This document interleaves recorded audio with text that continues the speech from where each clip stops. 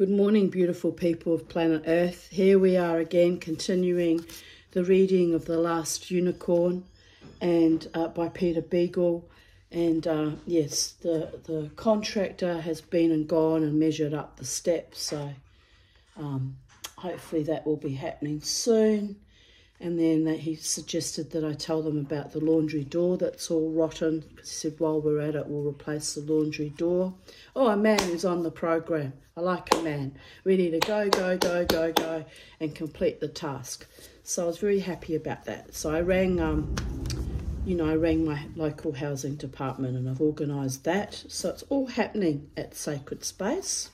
Things are being fixed. I really should put in a request for them to paint the house. It's been a long time, 21 years. I guess I won't push it too much because I also asked them to fix my back door so that it locks properly. So we'll just work with what we have. Anyway, Mama T's happy, things are happening in a far out way, action's being taken, and blessed be from the Holy One, am I right? And all manifestations. Got a kookaburra sitting on the bough outside, watching us. Where is he? I don't know if you can see him. Well, anyway. Can't zoom in. Anyway, he's there watching us, my little friends that like it when I give them tidbits of chicken and bless me accordingly. It's all very sweet, isn't it? Living in Titania's realm with the birds and the pixies and the fairies. Anyway, continuing with our magical story, The Last Unicorn. We were at the part where the skull is begging for a sip of wine and asking to give him a swallow. You know what wine is like. Give it to me, he says. I'll taste it as you never will with all your runny flesh, all your buds and organs. I've had time to think. I know what wine is like. Give it to me. It's a very strange skull wanting to drink wine, but we'll find out why in due course, will we not?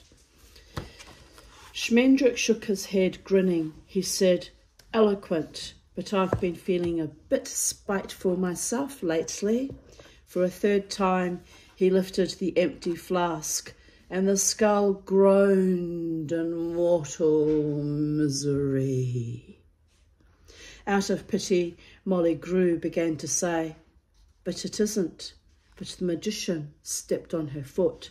Of course, he mused aloud, if you should happen to remember the entrance to the Red Bull's cavern as well as you remember wine, we might bargain yet. He twiddled the flask casually between two fingers. Done, the skull cried instantly. Done for a dram, but give it to me now. I am more thirsty with thinking of wine than ever I was in life when I had a throat to be dry. Speaking of dry throats. Cup of tea. Not as exciting as wine, but does the job.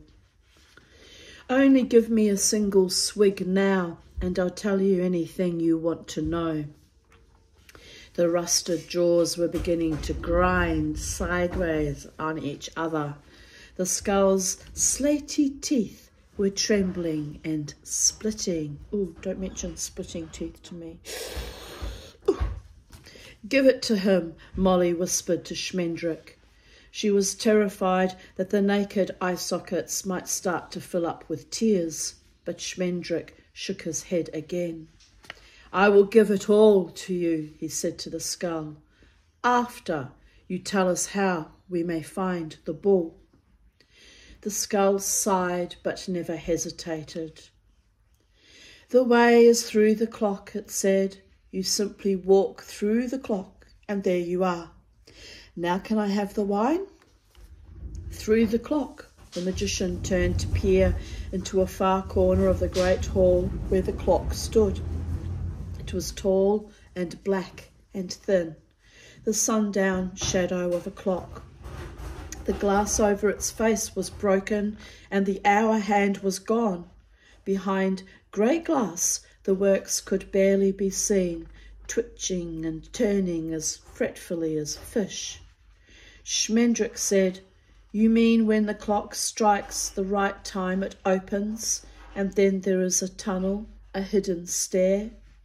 His voice was doubtful, for the clock seemed far too lean to conceal any such passageway. "I don't know anything about that," the skull replied. "If you wait for this clock to strike the hour, you'll be here till you're as bald as I am. Why complicate a simple secret? You walk through the clock, and the Red Bull is on the other side. Gimme!" "But the cat said," Schmendrick began. Then he turned and walked toward the clock. The darkness made him seem to be going away down a hill, growing small and stooped. When he reached the clock, he kept walking without pause, as though it were truly no more than a shadow. But he bumped his nose. "This is stupid," he said coldly to the skull as he returned. "How do you think to cheat us? The way to the bull may well lead through the clock, but there is something more to know. Tell me, or I will spill the wine out on the floor for you to remember the smell and look of it as much as you choose. Be quick." But the skull was laughing again, this time making a thoughtful, almost kindly noise. "Remember what I told you about time," it said. "When I was alive, I believed, as you do, that time was at least as real and solid as myself, and probably more so. I said 1 o'clock as though I could see it, and Monday as though I could find it on the map, and I let myself be hurried along from minute to minute, day to day, year to year, as though I were actually moving from one place to another. Like everything else, I lived in a house bricked up with seconds and minutes, weekends and New Year's days, and I never went outside until I died, because there was no other door. Now I know that I could have walked through the walls." Molly blinked bewilderedly, but Schmendrick was nodding. "Yes," he said, "that's how the real magicians do it. But then the clock?" "The clock will never strike the right time," the skull said. "Haggard scrambled the works long ago, one day when he was trying to grab hold of time as it swung by. But the important thing is for you to understand that it doesn't matter whether the clock strikes 10 next, or 7 or 15 o'clock. You can strike your own time and start the count anywhere. When you understand that, then any time at all will be the right time for you." An important life lesson to know, people of Earth. Strike at your own timing, and if you land in the abyss, or if you fly high like an eagle to the highest echelons of heaven, it's all relative to your human condition, innit?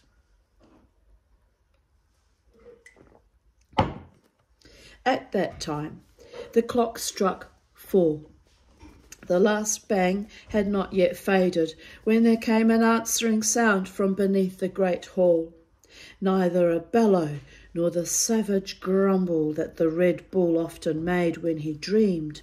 It was a low, inquiring sound, as though the bull had awakened, sensing something new in the night.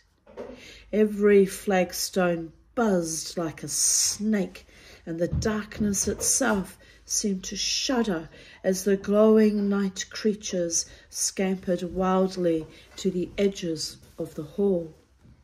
Molly knew suddenly and surely that King Haggard was near. "Give me the wine," the skull said. I have kept my part of the bargain. Silently, Schmendrick tipped the empty flask to the empty mouth, and the skull gurgled and sighed and smacked. "Ah," it said at last. "Ah, that was the real stuff. That was wine. You're more of a magician than I took you for. Do you understand me now about time?" "Yes," Schmendrick answered. "I think so." The Red Bull made his curious sound again, and the skull rattled against the pillar. Schmendrick said, "No, I don't know. Is there no other way?" "How can there be?" Molly heard footsteps, then nothing. Then the thin, cautious ebb and flow of breathing. She could not tell where it came from. Schmendrick turned to her, and his face seemed to be smudged from within, like the inside of a lantern glass, with fear and confusion. There was a light too, but it shook like a lantern in a storm. "I think I understand," he said, "but I'm sure I don't. I'll try." "I still think it's a real clock," Molly said. "That's all right, though. I can walk through a real clock." She spoke partly to comfort him, but she felt a brightness in her own body as she realised that what she had said was true. "I know where we have to go," she said, "and that's as good as knowing the time any day." The skull interrupted her. It said, "I'll give you a bit of advice in the bargain, because the wine was so good."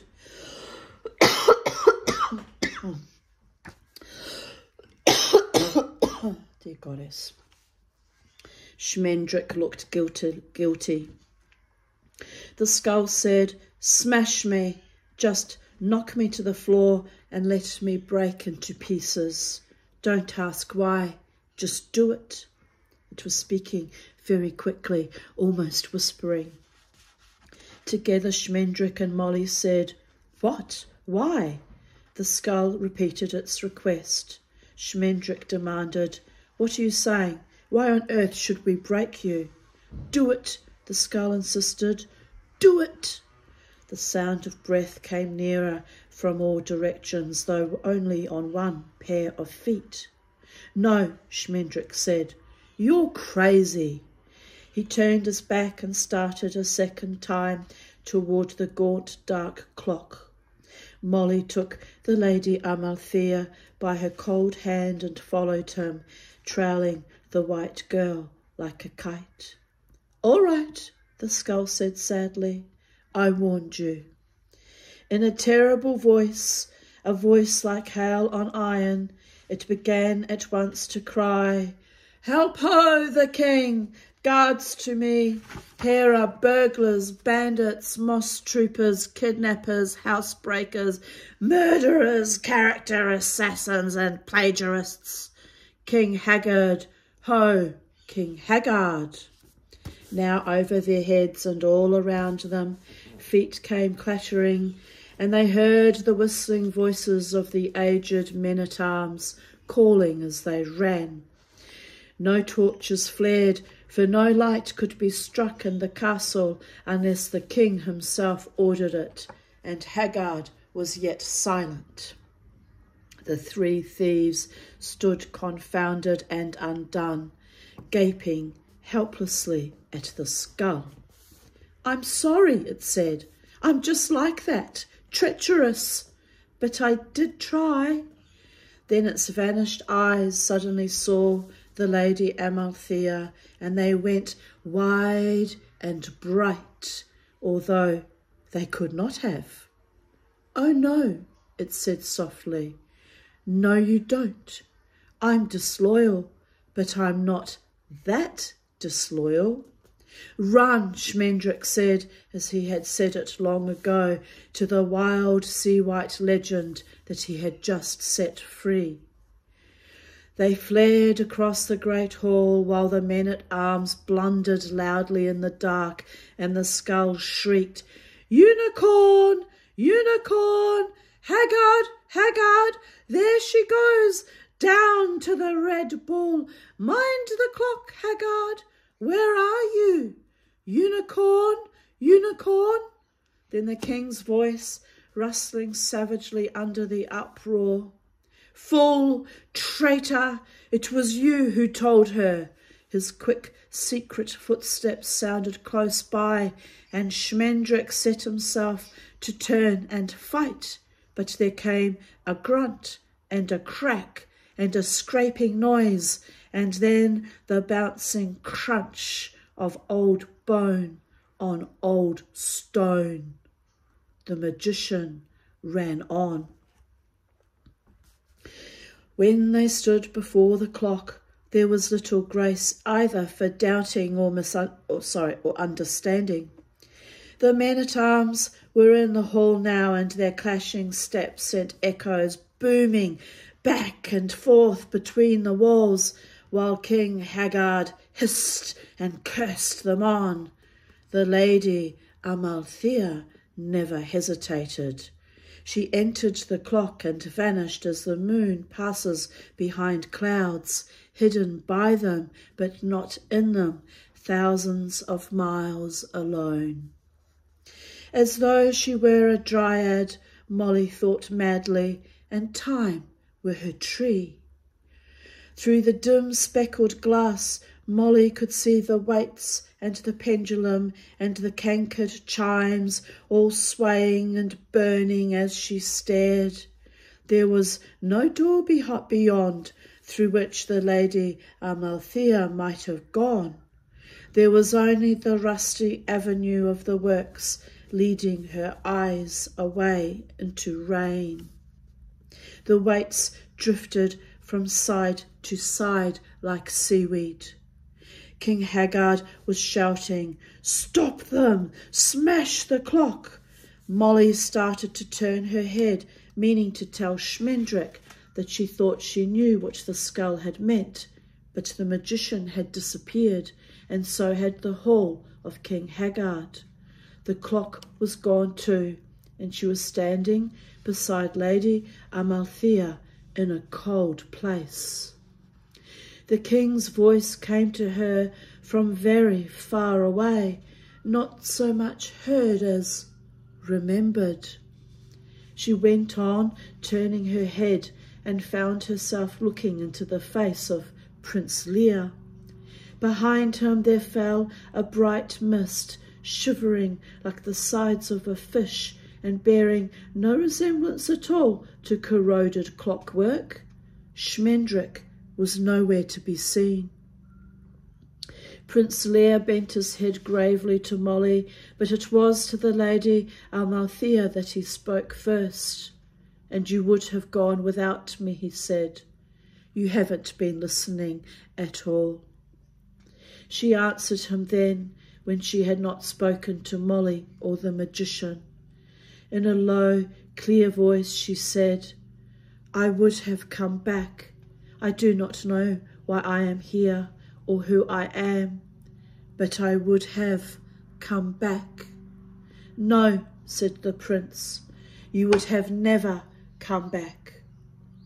Before he could say anything more, Molly broke in, much to her own surprise, crying, "Never mind all that. Where's Schmendrick?"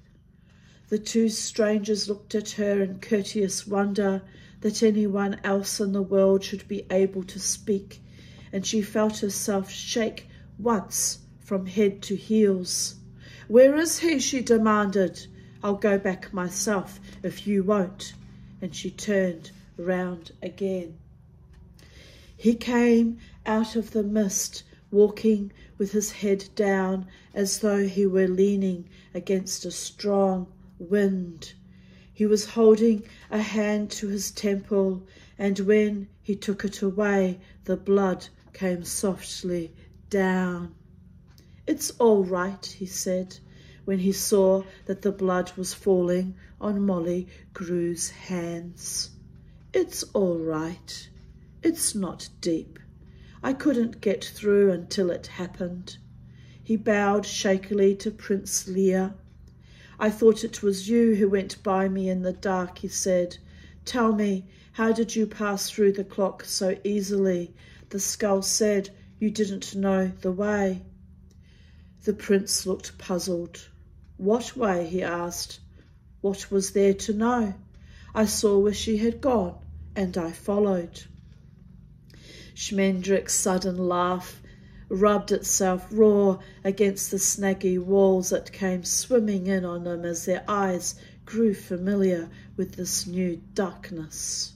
Of course, he said, some things have their own time by nature.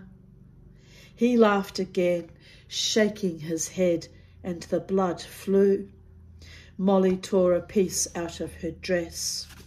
Those poor old men, the magician said, they didn't want to hunt me, and I wouldn't have hurt them if I could. We dodged around and around, apologising to each other, and Haggard was yelling, and I kept bumping into the clock. I knew that it wasn't a real clock, but it felt real, and I worried about it. Then Haggard came up with his sword and hit me. He closed his eyes as Molly bound his head. Haggard, he said. I was getting to like him. I still do. He looked so frightened. The dim, removed voices of the king and his men seemed to be growing louder. I don't understand, Prince Lear said. Why was he frightened? My father, what did he? But just then, from the far side of the clock, they heard a wordless squall of triumph and the beginning of a great crash.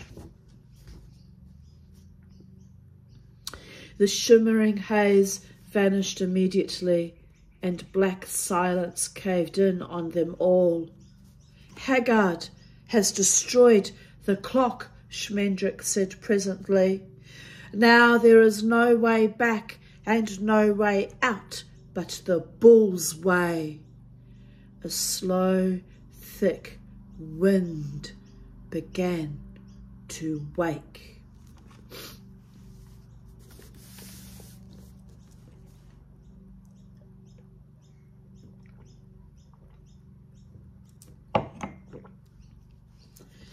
Cold tea. I like tea, but not when it's cold, unless it's properly prepared iced tea, which is a fish of a different colour, if you get my meaning. Right, let me just breathe a little bit. Breathe, and I might blow my nose, and away we go.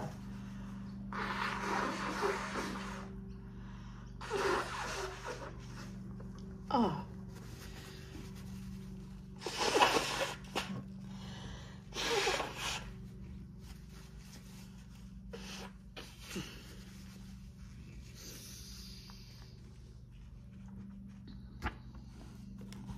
Chapter 13. The way was wide enough for all of them to walk abreast, but they went one by one. The lady Amalthea walked in front by her own choosing. Prince Lear, Schmendrick and Molly grew, following, had only her hair for lantern, but she herself had no light before her at all. Yet she went on as easily as though she had been this way before. Where they truly were, they never knew. The cold wind seemed real, as did the cold reek that rode it, and the darkness let them pass far more grudgingly than had the clock. The path itself was enough of a fact to bruise feet and to be partly choked in places by real stones and real earth that had crumbled down the sides of the cave. But its course was the impossible way of a dream, pitched and skewed, rounding on itself, now dropping almost sheer, now seeming to rise a little, now working out and slowly down, and now wandering back to take them, perhaps, once again below the great hall, where old King Haggard must still be raging over a toppled clock and a shivered skull. Witch work, surely, Schmendrick thought, and nothing made by a witch is real at the last. Then he added, but this must be the last. It will all be real enough if this is not the last. As they stumbled along, he hurriedly told Prince Lear the tale of their adventures, beginning with his own strange history and stranger doom, recounting the ruin of the midnight carnival and his flight with the unicorn, and continuing through their meeting with Molly Grew, the journey to Hag's Gate, and the Drin story of the double curse on the town and the tower. Here he halted, for beyond lay the night of the Red Bull, a night that ended for good or ill with magic, and with a naked girl who struggled in her body like a cow in quicksand. He hoped that the prince would be more interested in learning of his heroic birth than in the origins of the Lady Amalthea. Prince Lear marvelled suspiciously, which is an awkward thing to manage. I have known for a very long time that the king is not my father, he said, but I tried hard to be his son all the same. I am the enemy of any who plot against him, and it would take more than a crone's gibbering to make me work his downfall. As for the other, I think there are no unicorns any more, and I know that King Haggard has never seen one. How could any man who had looked upon a unicorn even once, let alone thousands with every tide, possibly be as sad as King Haggard is? Why, if I had only seen her once and never again. Now he himself paused in some confusion, for he also felt that the talk was going on to some sorrow from which it could never be called back. Molly's neck and shoulders were listening intently, but if the Lady Amalthea could hear what the two men were saying, she gave no sign. Yet the king has a joy hidden somewhere about his life, Schmendrick pointed out. Have you never seen a trace of it, truly never seen its track in his eyes? I have. Think for a moment, Prince Lear. The prince was silent, and they wound together into the foul dark. They could not always tell whether they were climbing or descending, nor sometimes if the passage were bending once again, until the gnarly nearness of stone at their shoulders suddenly became the bleak rake of a wall against their faces. There was not the smallest sound of the Red Bull or any glimmer of the wicked light, but when Schmendrick touched his damp face, the smell of the bull came off on his fingers. Prince Lear said, sometimes when he has been on the tower, there is something in his face. Not a light exactly, but a clearness.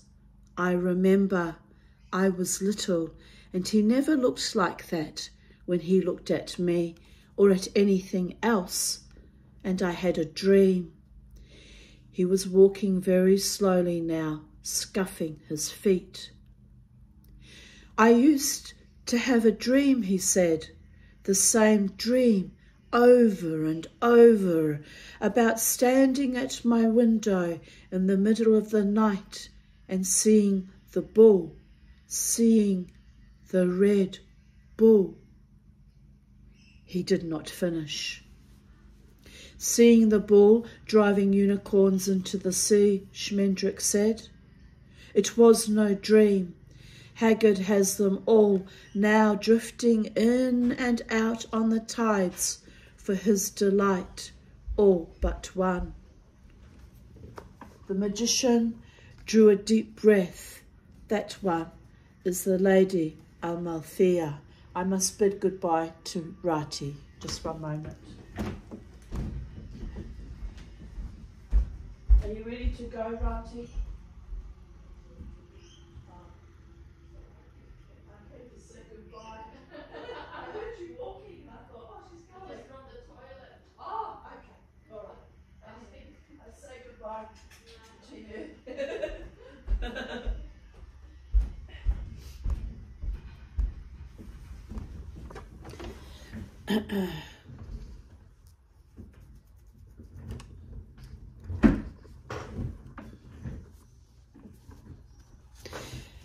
Yes, Prince Lear answered him. Yes, I know. Schmendrick stared at him. What do you mean, you know? He demanded angrily. How could you possibly know that the Lady Amalthea is a unicorn? She can't have told you because she doesn't remember it herself. Since you took her fancy, she has thought only of being a mortal woman. He knew quite well that the truth was the other way around, but it made no difference to him just then. How do you know? He asked again. Prince Lear stopped walking and turned to face him. It was too dark for Schmendrick to see anything but the cool, milky shining where his wide eyes were. I did not know what she was until now, he said, but I knew the first time I saw her that she was something more than I could see. Unicorn, mermaid, lamia, sorceress, gorgon. No name you give her would surprise me or frighten me. I love whom I love. That's a very nice sentiment, Schmendrick said. But when I change her back into her true self so that she may do battle with the Red Bull and free her people, I love whom I love, Prince Lear repeated firmly. You have no power over anything that matters. Before the magician could reply, the Lady Amalthea was standing between them, though neither man had seen or heard her as she came back along the passageway. In the darkness, she gleamed and trembled like running water. She said, I will go no farther.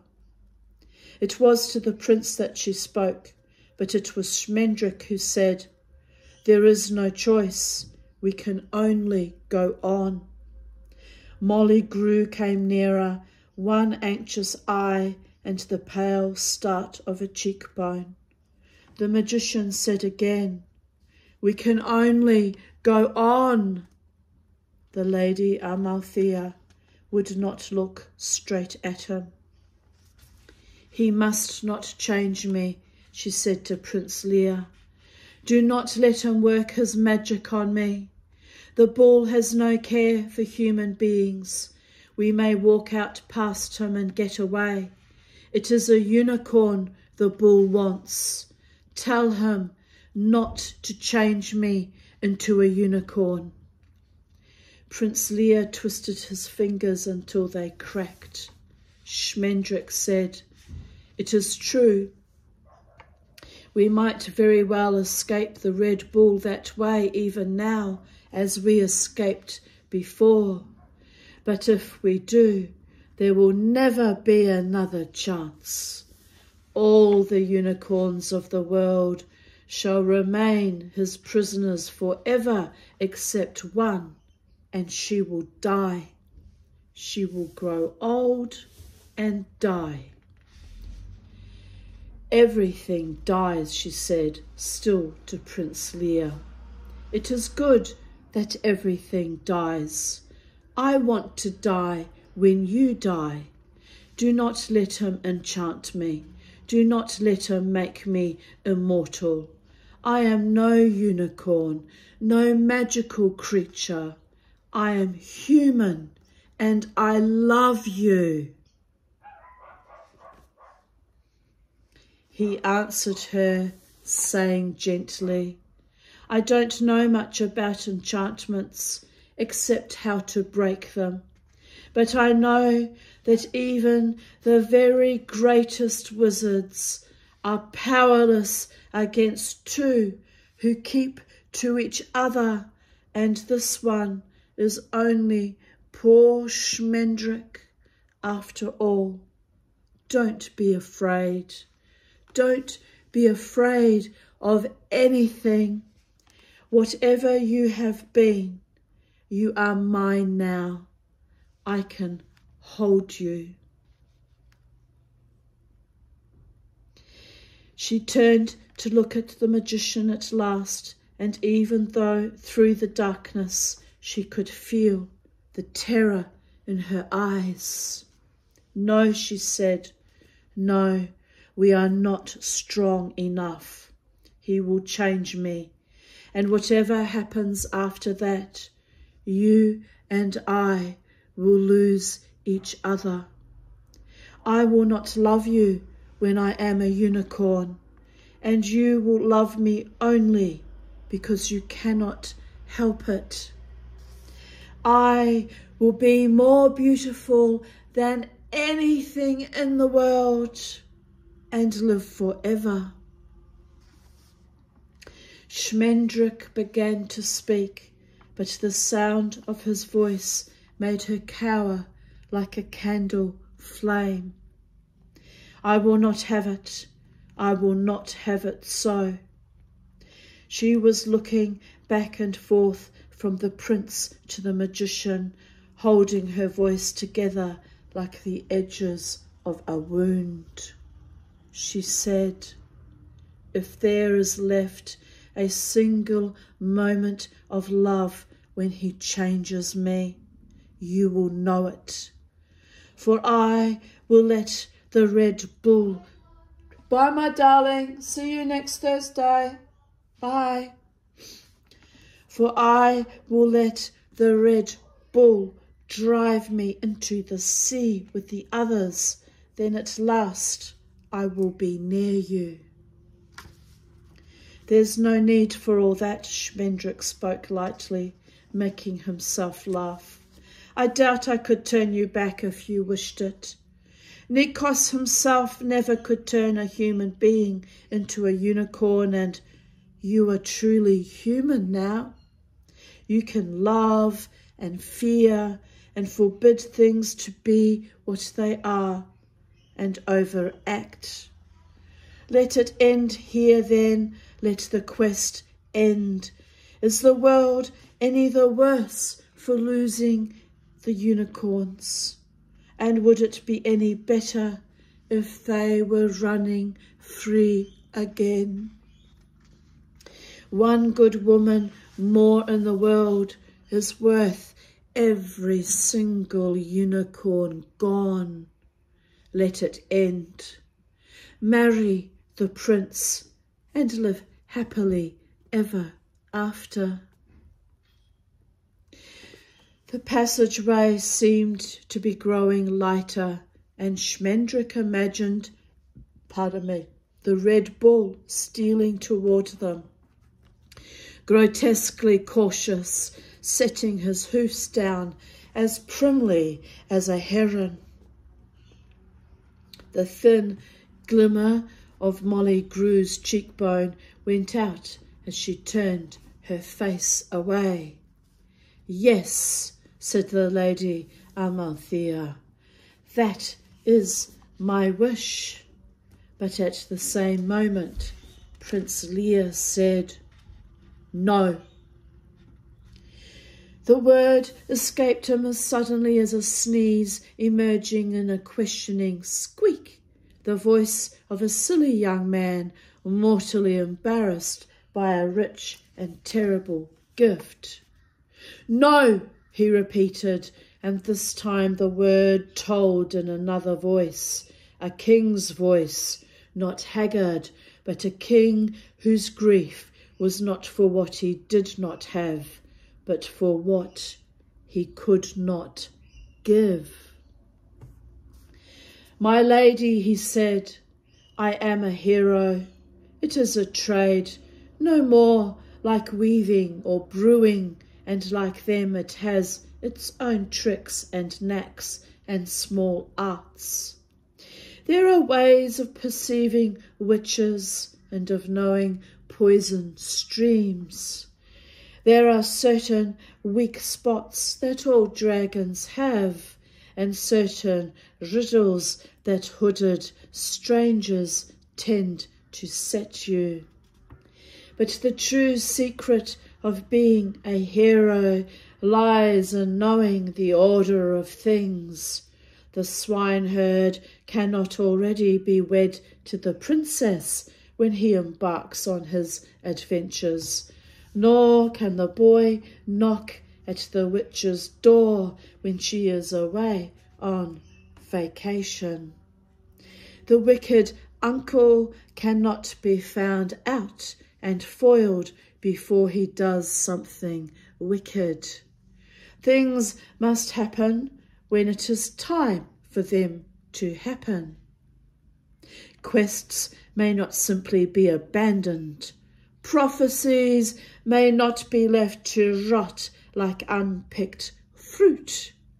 Unicorns may go unrescued for a long time, but not forever.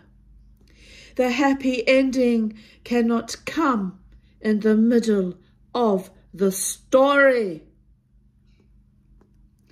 The Lady Amalthea did not answer him.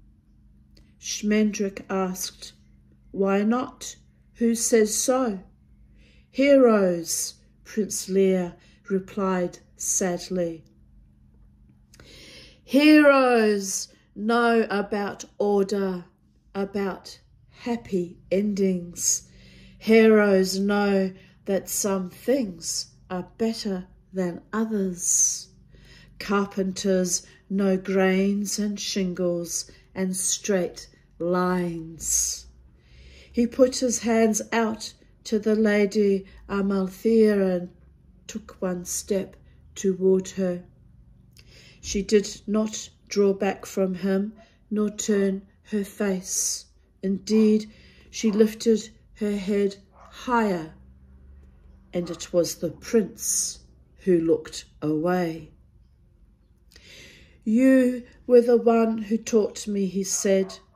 "I never looked at you without seeing the sweetness of the way the world goes together, or without sorrow for its spoiling. I became a hero to serve you and all that is like you, also to find some way of starting a conversation." But the Lady Amalthea spoke no word to him. Pale as lime, the brightness was rising in the cavern. They could see one another clearly now, each gone tallowy and strange with fear. Even the beauty of the Lady Amalthea drained away under that dull, hungry light. She looked more mortal than any of the other three. "The bull is coming," Prince Lear said.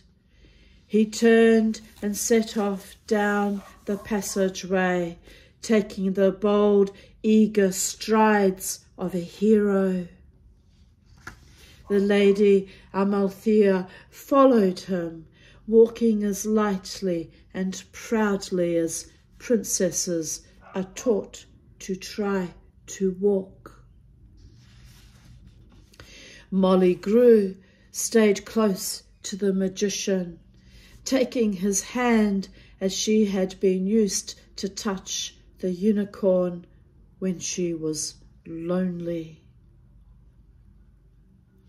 He smiled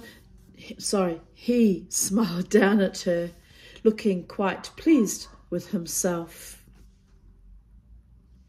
Molly said, "Let her stay the way she is.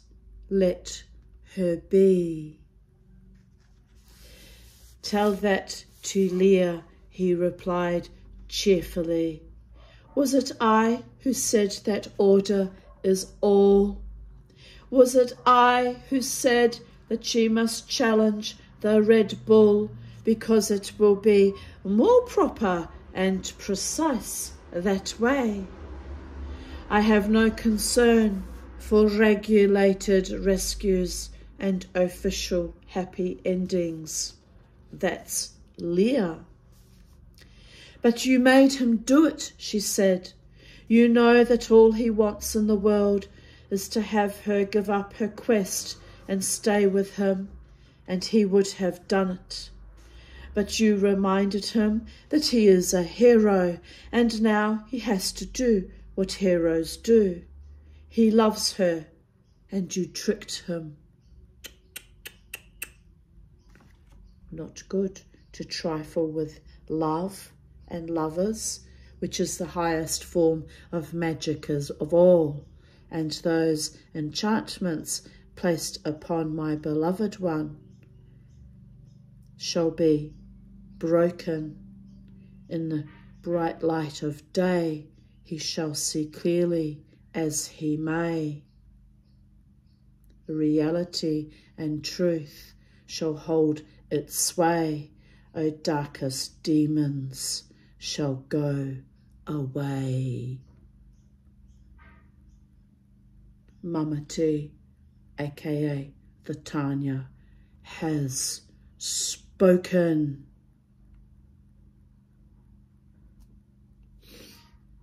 "I never," Schmendrick said. "Be quiet, he'll hear you." Molly felt herself growing light-headed, silly with the nearness of the bull.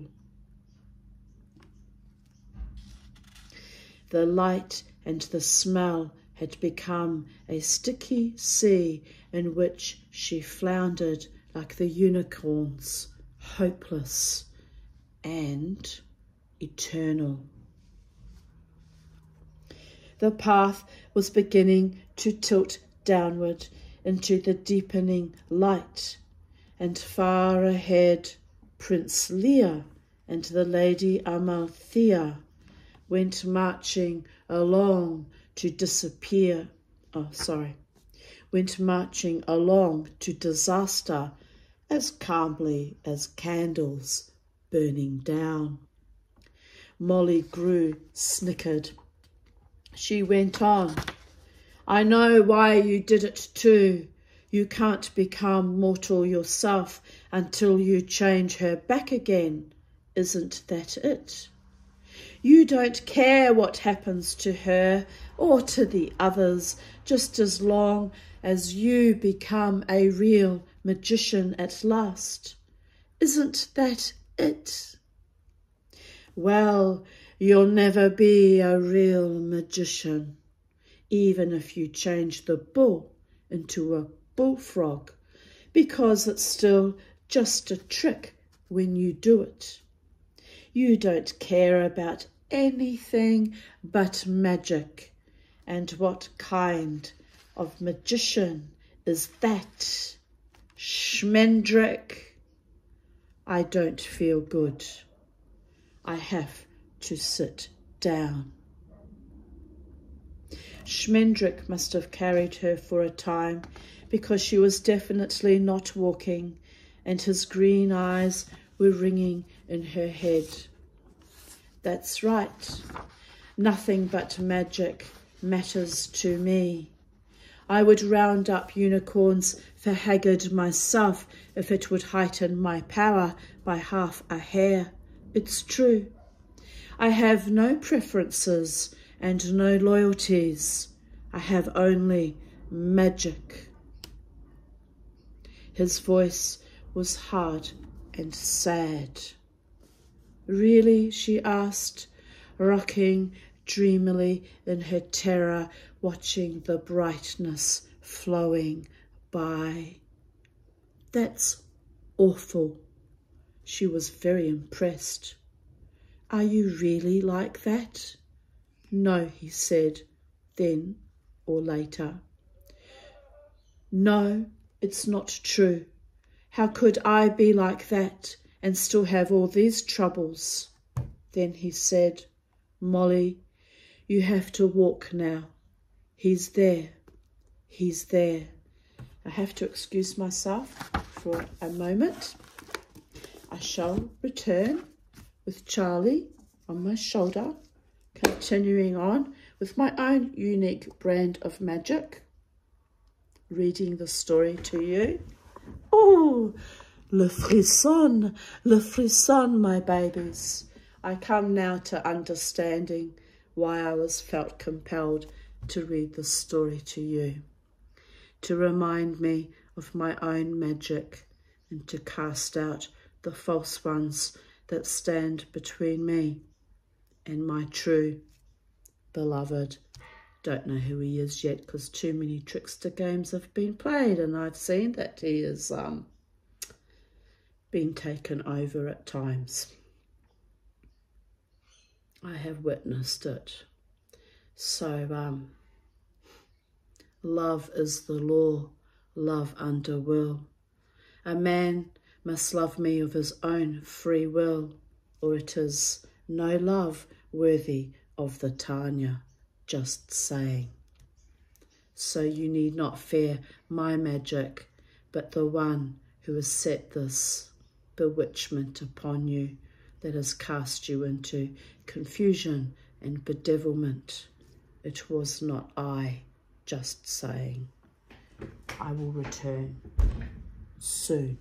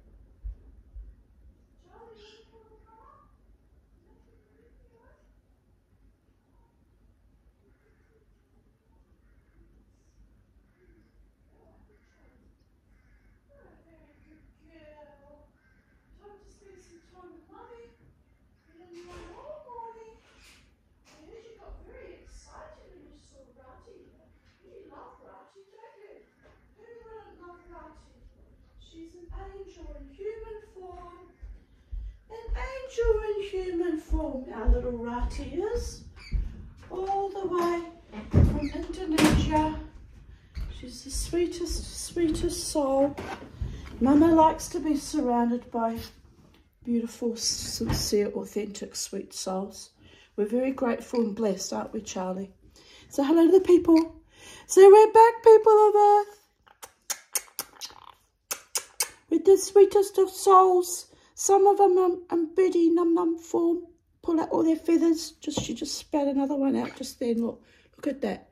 Look, it's a perfect royal blue for the Queen of Titania's realm. Not me, I'm not the Queen. You understand? I'm just a mere mortal, short, fat hobbit trying not to die all the time. A constant state of trying not to die. It's getting ridiculous, people of Earth.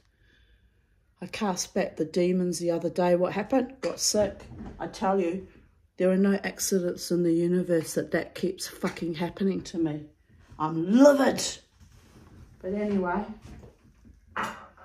on we go and on we go. By the grace of all the gods, the Holy One in all manifestations keeps me going, sometimes against my own will at times, to be honest. But here we are, telling wonderful stories, wonderful stories. Yes, my beautiful one. Even weaving my own spells into them in the middle of it. That's a bit mad, but it has to be said. Free will, authenticity, no trickster games, no demonic imps riding on my love objects. Well, they're not objects, are they? Riding on the people that I love. It is not allowed.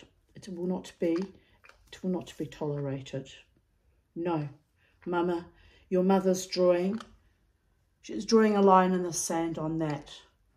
People in full trance that don't even notice whether I'm there or not.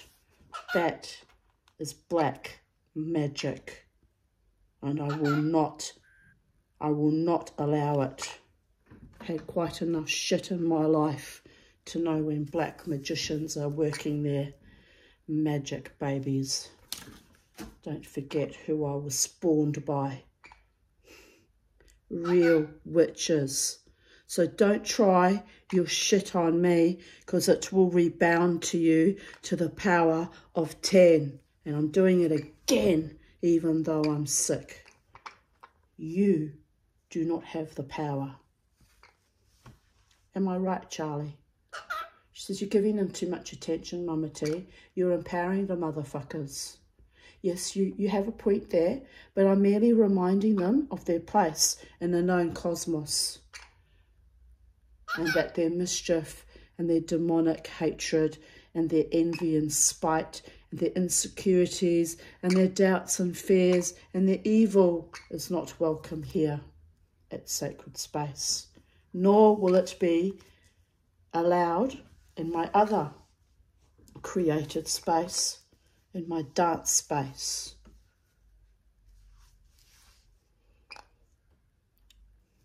We wish to be safe and happy when we create our magic and our dance, because it's actually a very potent and powerful thing, my mad dance. It's healing, if not for anyone else, but for me, am I right? I shall not have that interfered with in any quarter echelon dimension of time and space. Mama T has spoken. That's why I'm on a disability, people, and I sit and read fairy stories to you. Even my feckin' jewellery doesn't sell, and I can't make it in the real world because I'm not of your world. You live in my world. I don't live in yours. Especially the last 4 years travesty of our human bodies, minds and spirits. I don't live in your world. And I never subscribed to that, just saying. By the gods. Now you all look at me like I'm some kind of goddess, but all I did was say no. Courageously, admittedly, but anyway. Oh, I'm not well today. I'm feeling all flushed now and dizzy and weak. Mama T. What are we going to do with Mama T? CPAP's not working. I'm dizzy and I'm weak. But I will fly in the face of my own declension, and I will dance my dance tomorrow night, as long as this thing I've got doesn't progress to a full-blown flu, because I'm not inflicting that on anyone. That's not cricket. But by the gods, I don't know how I do it sometimes, people of Earth. I don't know how it is kind of my own stoicism and determination, and it is kind of magical at times, to be honest. Even the gods vomited me back to earth more times than I can count. I wrote it down once. It's up there on a shamanism group. I actually have to add a few more near deaths to that. There's been a few since then. I mean, but this is how I know that I'm not meant to be living an ordinary mortal life, because no one has that journey. No one, unless you're chosen by the gods. It's probably why every time I fall in love, it's someone who's either unavailable or batshit fucking crazy, and it's impossible to have any kind of relationship with them, or they think they're an angel, or they're a homicidal murderer and tried to kill me, and that was the nice Jewish boys, by the gods. Or they're rapey, or they're just fucking weird, or they lie and deceive because they're terrified of love, real love. Don't know what to do when real love comes their way. So they act out like lost boys. I even brought a man home one time from the casino who had Tinkerbell tattooed all down his leg. He said he got it done in Thailand. An Englishman told me he was Peter Pan. I thought, right, got a right wally here, haven't I? Sex was pretty good, I have to say, but, you know, I knew he was a right wally. I had him at hello. That was back in the days when I used to, like, kind of think, oh, well, you know. Oh, well, he was kind and he was pleasant and he wasn't a complete asshole, so I'll have sex with him and let's see how it goes. And another right wally. But that, I have to say, that one was the only one that actually wrote me a little love note, thanked me for the wonderful night, left me a little note. Signed Peter Pan, 3 stars to the right. Oh, I laughed till I cried over that. Only the Tanya, in service to the gods. Namesake of Queen Titania of the Forest Fae. Only Titania can have sexual relations with a man who really thinks he's Peter Pan or an angel or some other god or demon. They came thick and fast at one stage. More thick and very, very fast. Anyway, that's why I locked down my sexuality for 10 years, because I was done with fucking Egypts. Frickin' Egypts. I was done with them. And then when I finally think, oh, I'm blossoming out, found someone lovely. No, that's turning like sour milk in a stomped over bucket of fucking doom again. Well, I won't be having it. I'm drawing the line in the sand. As my friend Lynn said, I am worthy of a true and real love as any other woman on this planet. And my time is now. I'm not waiting. I'm not waiting anymore while everyone spins on their own dime playing their silly little games. I will not be tolerating it. I'm done. I'm done. I was done. I was done 30, 40 years ago. I don't even know how I continue in this existence, really. It's all a bit odd. It's a bit odd. But the Holy One in all manifestations knows whose heart is truly mine, and I shall await that gnosis in my own physical incarnation, woman trapped here on planet Earth against my will.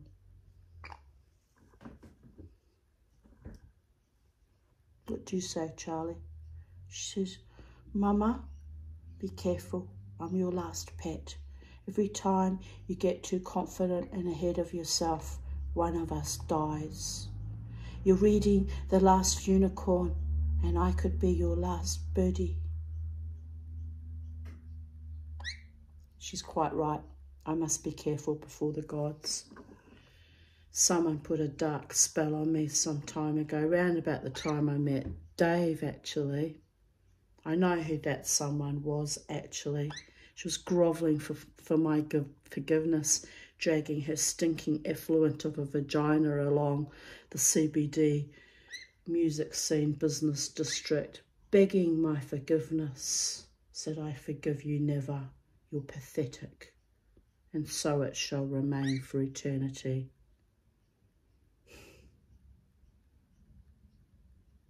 That magic shall rebound on her for feckin' eternity, and I don't care, 'cause I'm a real witch. C'est la vie, babies. Goes to show you never can tell. Anyway, but I'm happy. Whatever the gods decree is my fate, to be alone for the rest of my life. It's not so bad. 29 3/4 years alone with my birdie. Or to be truly in love with a man who truly adores and values, cherishes and respects me and loves me back. If that person is still coming towards me at some time in the near or far future, makes no difference. As we read here in this wonderful story, time is not time as we perceive it with human mortal ken. So I can wait, or I might not have to wait one more moment of one more day. It's all up to those who have my back and my front and my sides and want to see me at long last thrive.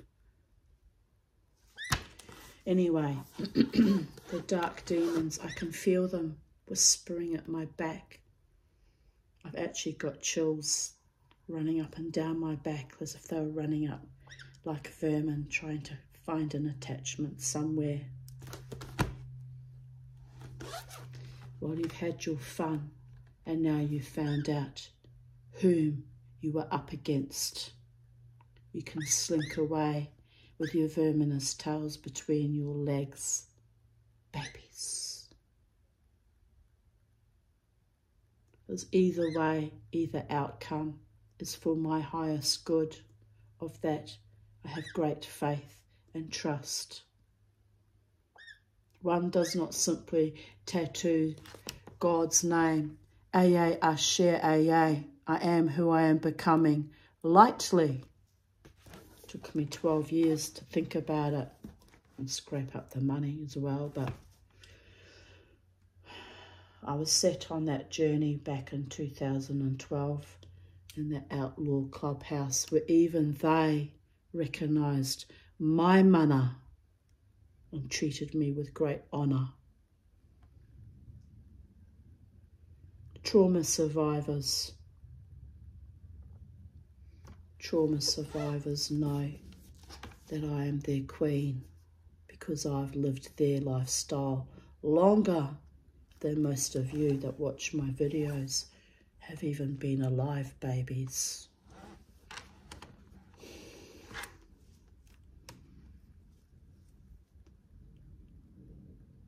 Where am I now in this story? This nonsensical, magical, beautiful love story. Nowhere and everywhere, babies. I might get a drink of water because my throat's really dry. Let's do that. Let's come back with a drink of water, Charlie.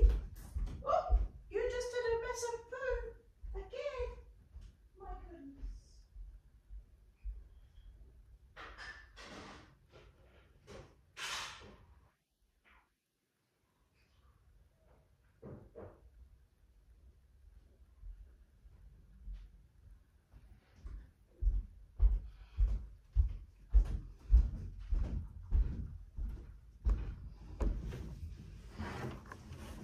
Oh, right.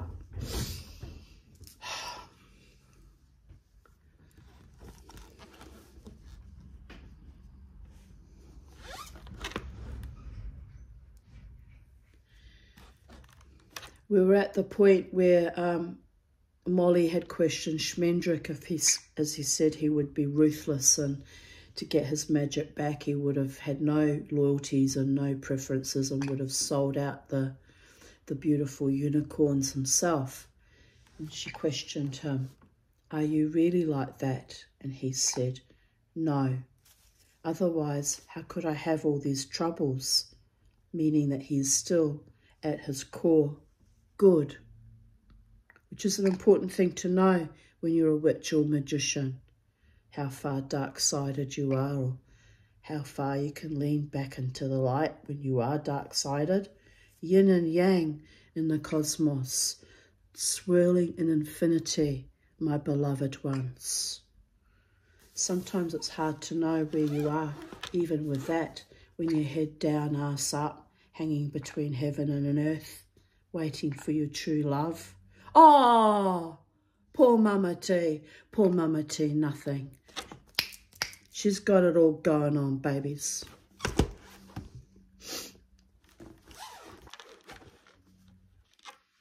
Molly saw the horns first. The light made her cover her face, but the pale horns struck bitterly through hands and eyelids to the back of her mind. Just realised I forgot to clean up the poopykin she just did. Sorry. Where did it go, Charlie? Oh, there it is. It's right, she just worked her ass off to clean these floors for Mama. And we've got to keep the floors clean, Charlie, at least for a day or two till it falls back into the abyss. We've got to maintain the order and the cleanliness. I like to have it clean at least to last the weekend, but sometimes it doesn't quite pan out that way. I always like it clean, in the very rare off chance that... No, I won't say it, never mind. Well, I had my former friend, my ex-psych nurse friend, who was a psycho bitch at the end. She always used to tease me. She used to say, "I find it amusing how you change your sheets every Friday morning and you clean the house every Friday. And then you go out dancing wildly in the hope that you might meet a beautiful, wonderful man, so that if you did bring him to your home, you can at least take pride that your house is clean." She says, "It's like almost a ritual you do every Friday." I said, "Yes, and yet it never works for me, does it?" But you have to laugh. It's kind of a ritual. Well, anyway. It's all very well her teasing me when she had her own toxic relationship with her lover, on again, off again, and all the madness. I had to sit there and wallow in all them fucking madness. I'm so glad I'm not friends with her anymore. If I am to take a lover, he has to be my brand of madness that resonates with me equally, so that we can commune with each other and communicate openly and honestly and lovingly and actually understand each other. Not this trickster games and teasing and playing and sadism that goes nowhere, because you play those games with me, babies. Metaphorically speaking, of course. It's tiring. I don't have time for that. Anyway.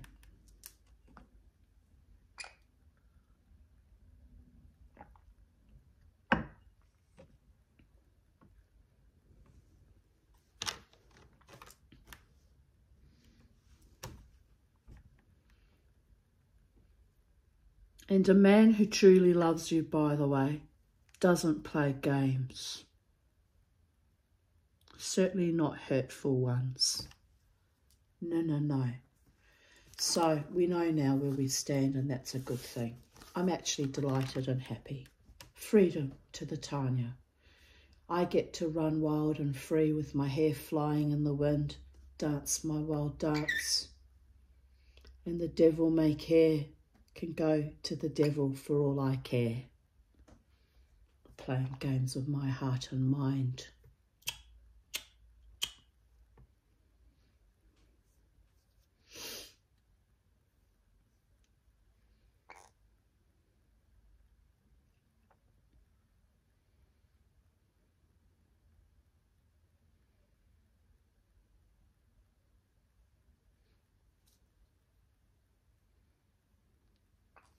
We were at the part where the light made her cover her face, and the pale horn struck bitterly through hands and eyelids to the back of her mind.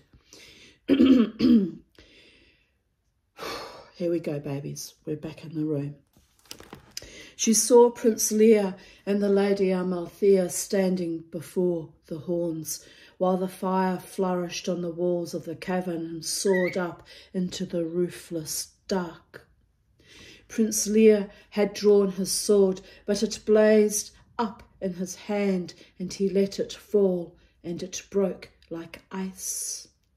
The Red Bull stamped his foot, and everyone fell down.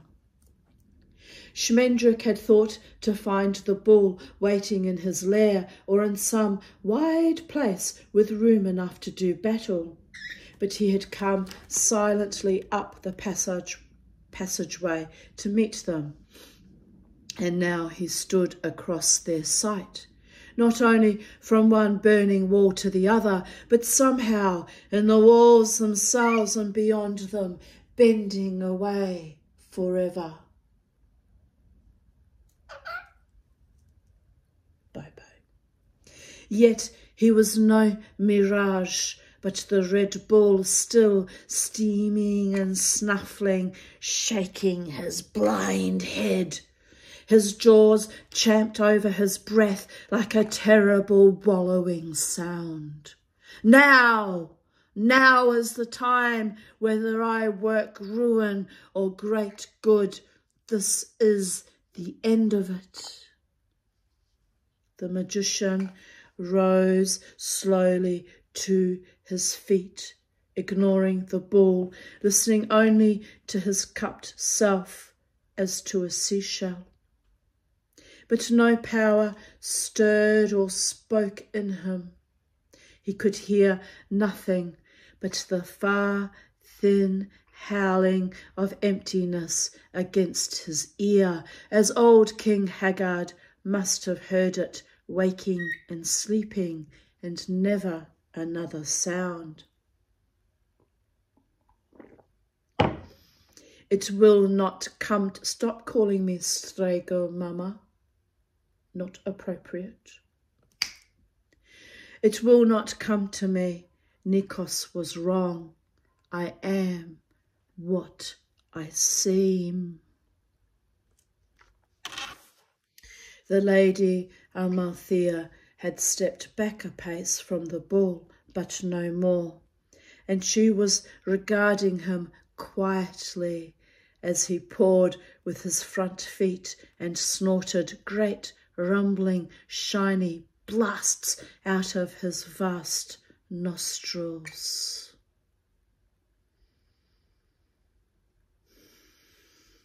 He seemed puzzled about her and almost foolish.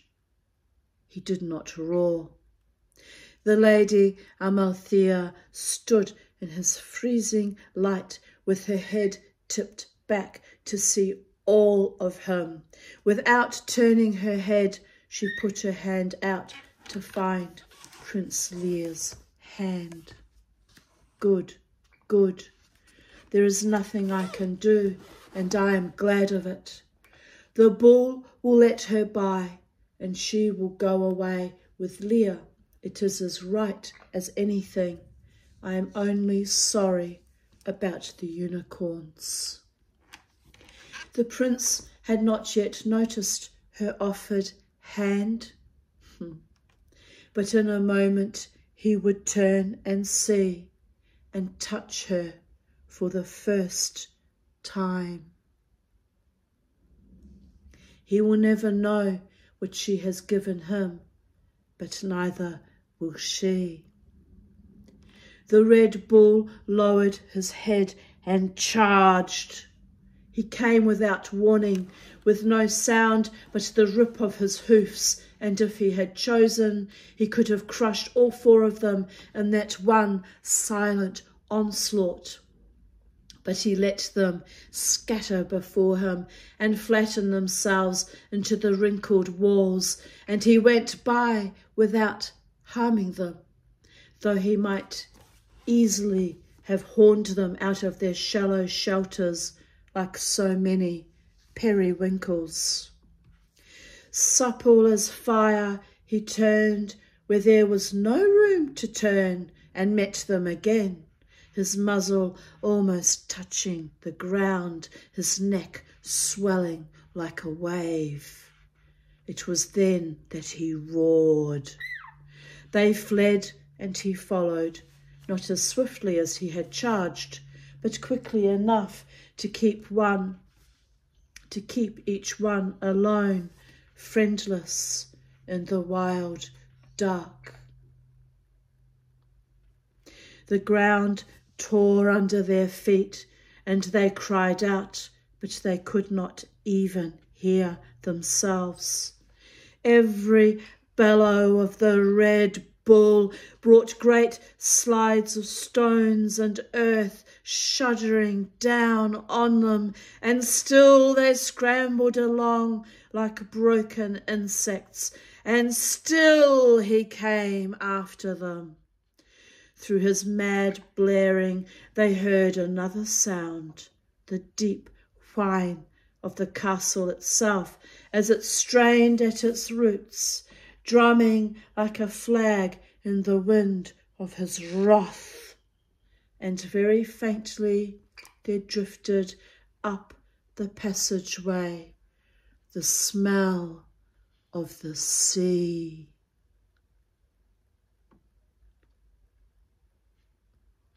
He knows, I fooled him once that way, but not again. Woman or unicorn, he will hunt her into the sea, this time as he was bidden, and no magic of mine will turn him from it. Haggard has won.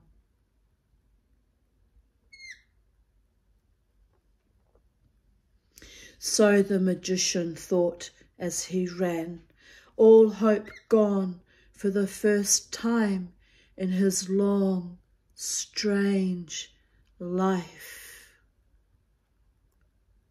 The worst thing of all, my beloved ones, is to lose all hope, even of love.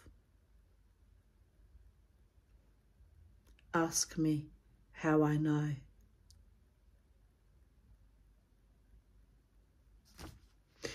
The way widened suddenly, and they emerged into a kind of grotto that could only have been the bull's den. The stench of his sleeping hung so thick and old here that it had a loathly sweetness about it, and the cave brooded gullet red, as though his light had rubbed off on the walls and crusted in the cracks and crevices.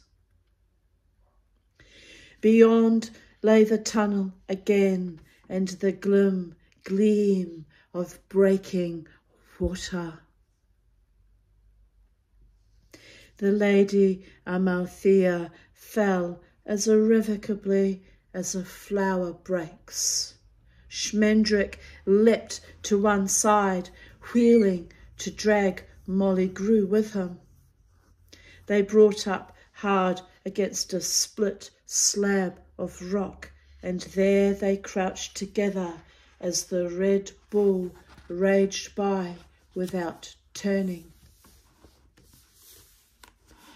But she came to a halt between one stride and the next, and the sudden stillness, broken only by the bull's breathing and the distant grinding of the sea, would have been absurd but for the cause of it. She lay on her side with one leg bent beneath her. She moved slowly, but she made no sound. Prince Lear stood between her body and the bull, weaponless, but with his hands up as though they still held a sword and shield.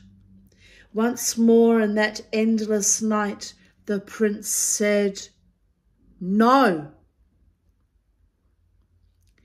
He looked very foolish, and he was about to be trampled flat. The Red Bull could not see him and would kill him without ever knowing that he had been in the way. Wonder and love and great sorrow shook Schmendrick the magician then, and came together inside him and filled him until he felt himself brimming and flowing with something that was none of these. He did not believe it, but it came to him anyway, as it had touched him twice before and left him more barren than he had been. This time there was too much of it for him to hold. It spilled through his skin, sprang from his fingers and toes, welled up equally in his eyes and his hair and the hollows of his shoulders. There was too much to hold, too much ever to use, and still he found himself weeping with the pain of his impossible greed.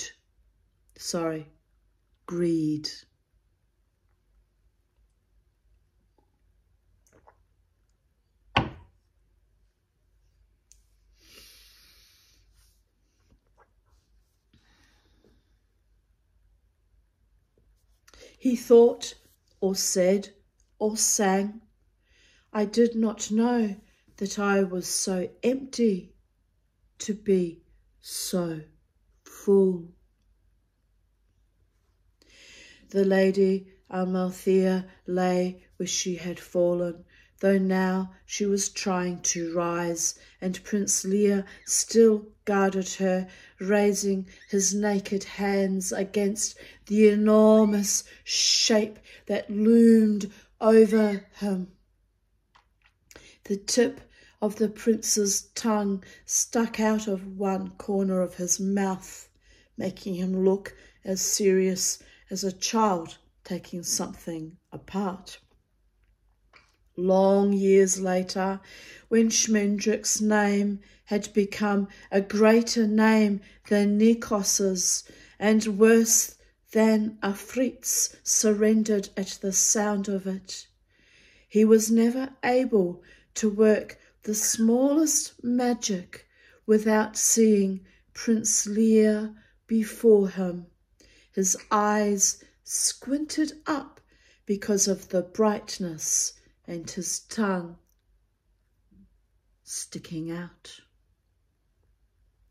The Red Bull stamped again, and Prince Lear fell on his face and got up, bleeding.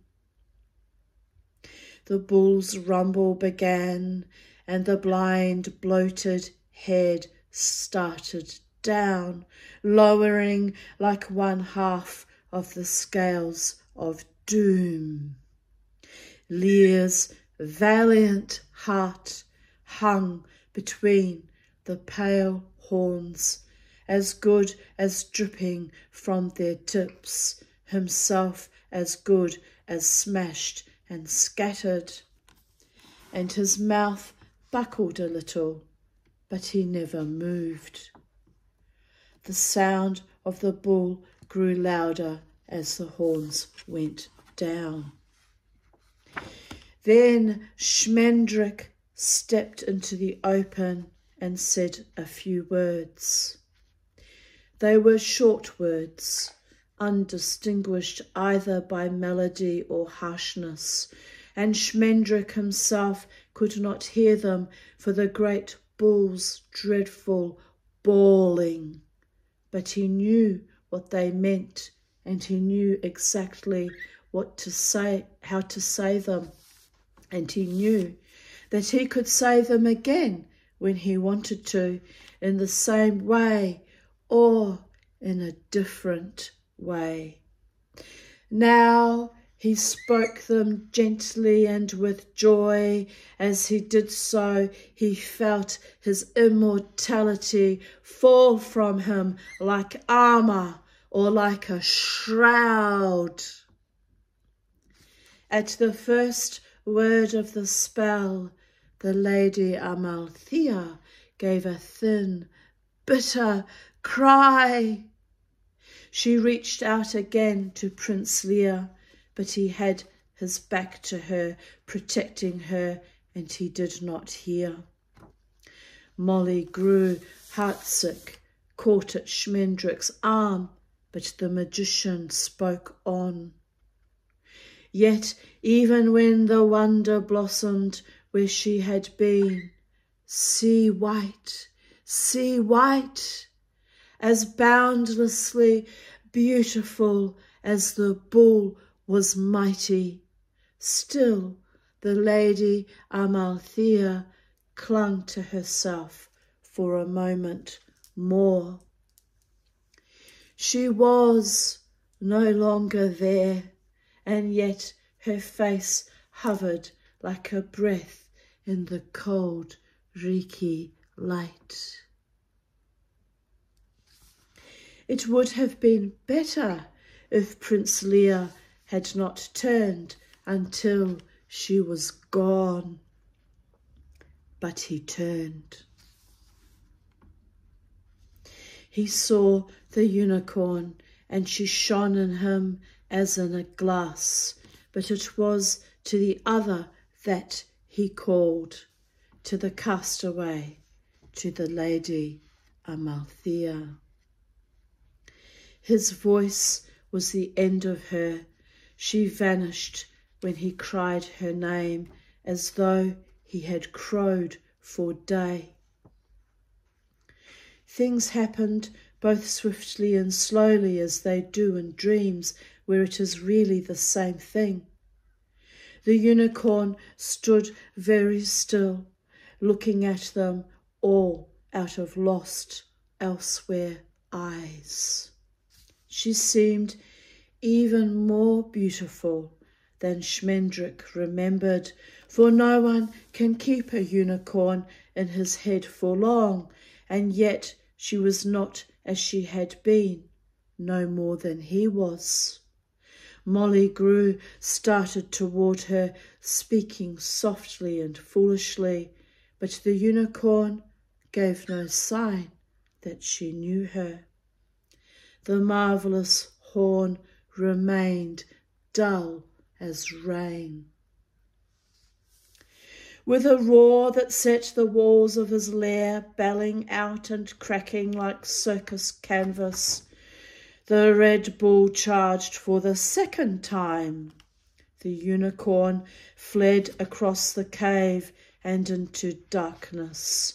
Prince Lear, in turning, had stepped a little to one side, and before he could wheel back again, the bull's plunging pursuit smashed him down, stunned, with his mouth open. Molly would have gone to him, but Schmendrick took hold of her and dragged her along after the bull and the unicorn. Neither beast was in sight, but the tunnel still thundered with their desperate passage. Dazed and bewildered, Molly stumbled beside the fierce stranger who would neither let her fall nor slacken her pace. Oh, what a gorgeous dog. Someone's walking past with a Samoyed. It's beautiful.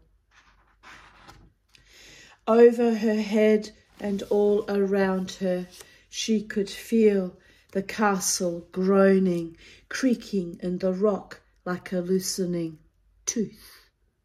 The witch's rhyme jangled in her memory over and over. Yet none but one of Hagsgate town shall bring the castle swirling down.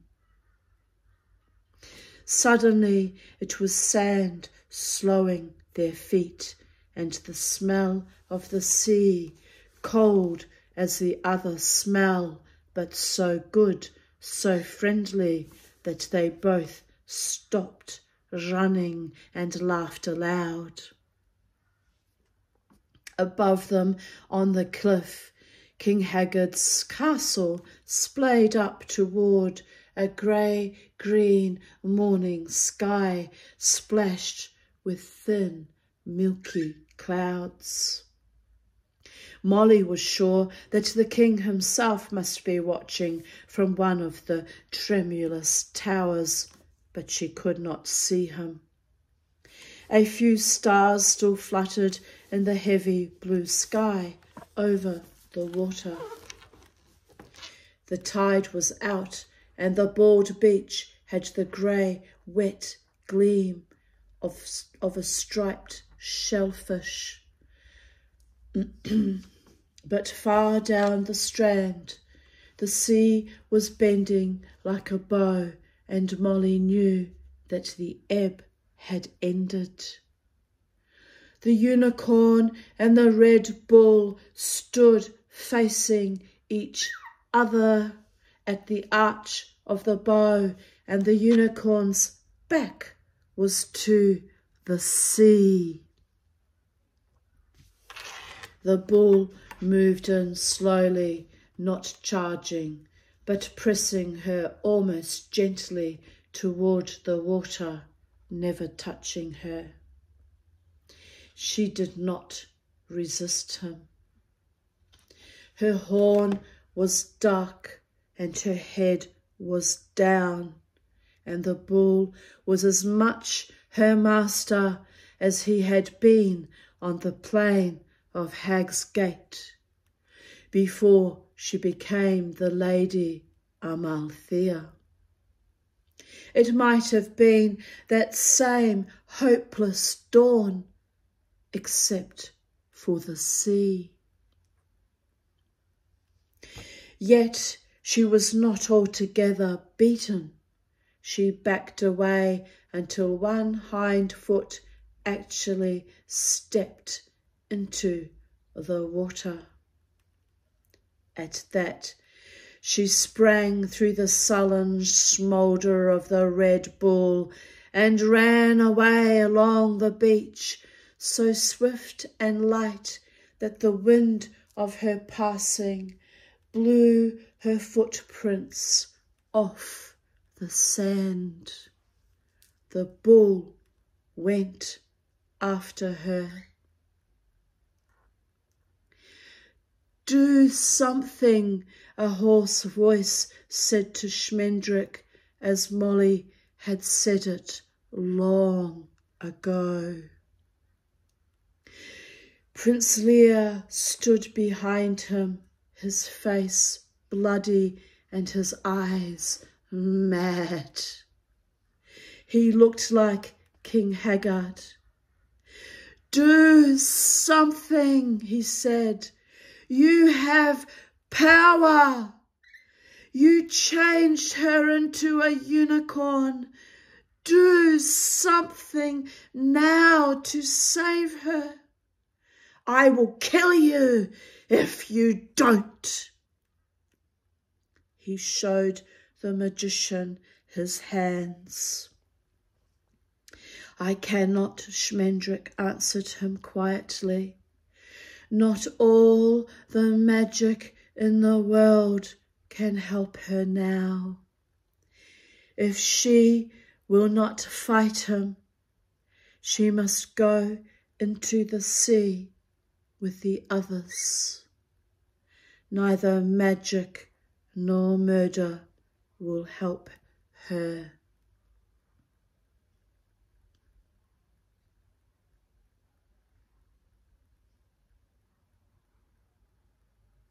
Molly heard small waves slapping on the sand. The tide was beginning to turn. She saw no unicorns tumbling in the water, though she looked for them, willing them to be there. What if it is too late?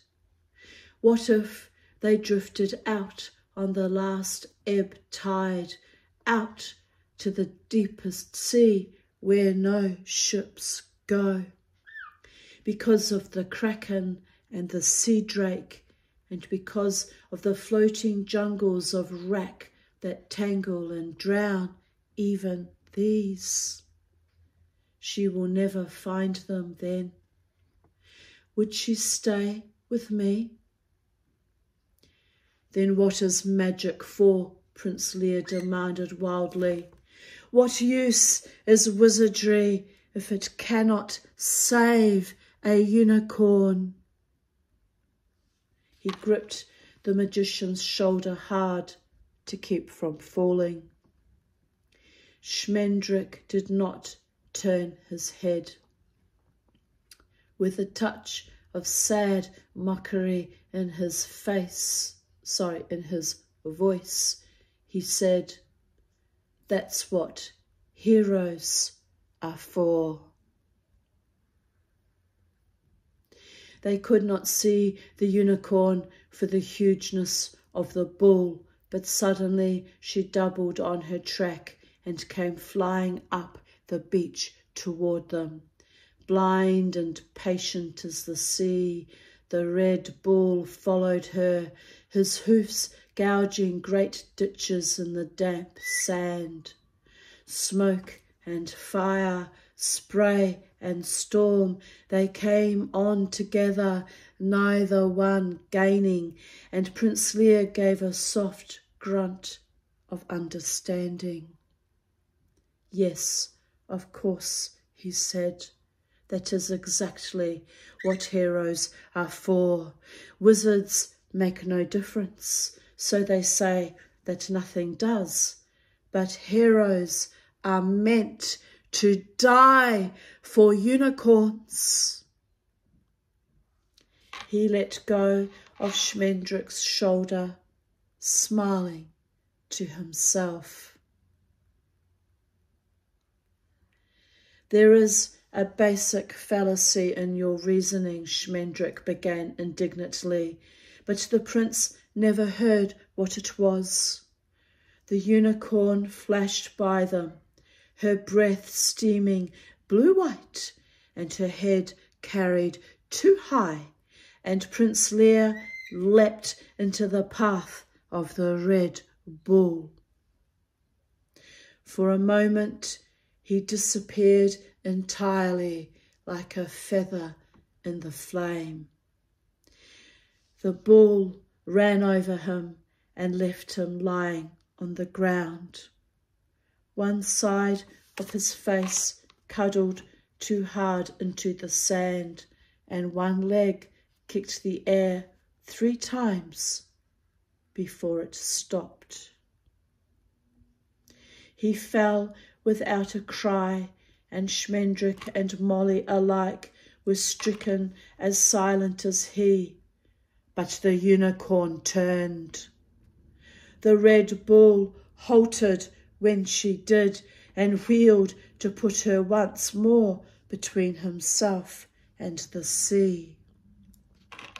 He began his mincing, dancing advance again, but he might have been a courting bird for all the attention the unicorn paid him. She stood motionless, staring at the twisted body of Prince Lear. The tide was grumbling and hard now, and the beach was already a slice narrower. Whitecaps and skippers' daughters spilled up into the sprawling dawn, but Molly Grew still saw no other unicorn but her own. Over the castle, the sky was scarlet, and on the highest tower King Haggard stood up as clear and black as a winter tree. Molly could see the straight scar of his mouth and his nails darkening as he gripped the parapet. But the castle cannot fall now. Only Lear could have made it fall. Suddenly the unicorn screamed. 'Twas not at all like the challenging bell with which she had first met the Red Bull. It was an ugly, squawking wail of sorrow and loss and rage, such as no immortal creature ever gave. The castle quaked, and King Haggard shrank back with one arm across his face. The Red Bull hesitated, shuffling in the sand, lowing doubtfully. The unicorn cried out again and reared like a scimitar. The sweet sweep of her body made Molly close her eyes, but she opened them again in time to see the unicorn leap at the Red Bull and the bull swerve out of her way. The unicorn's horn was light again, burning and shivering like a butterfly.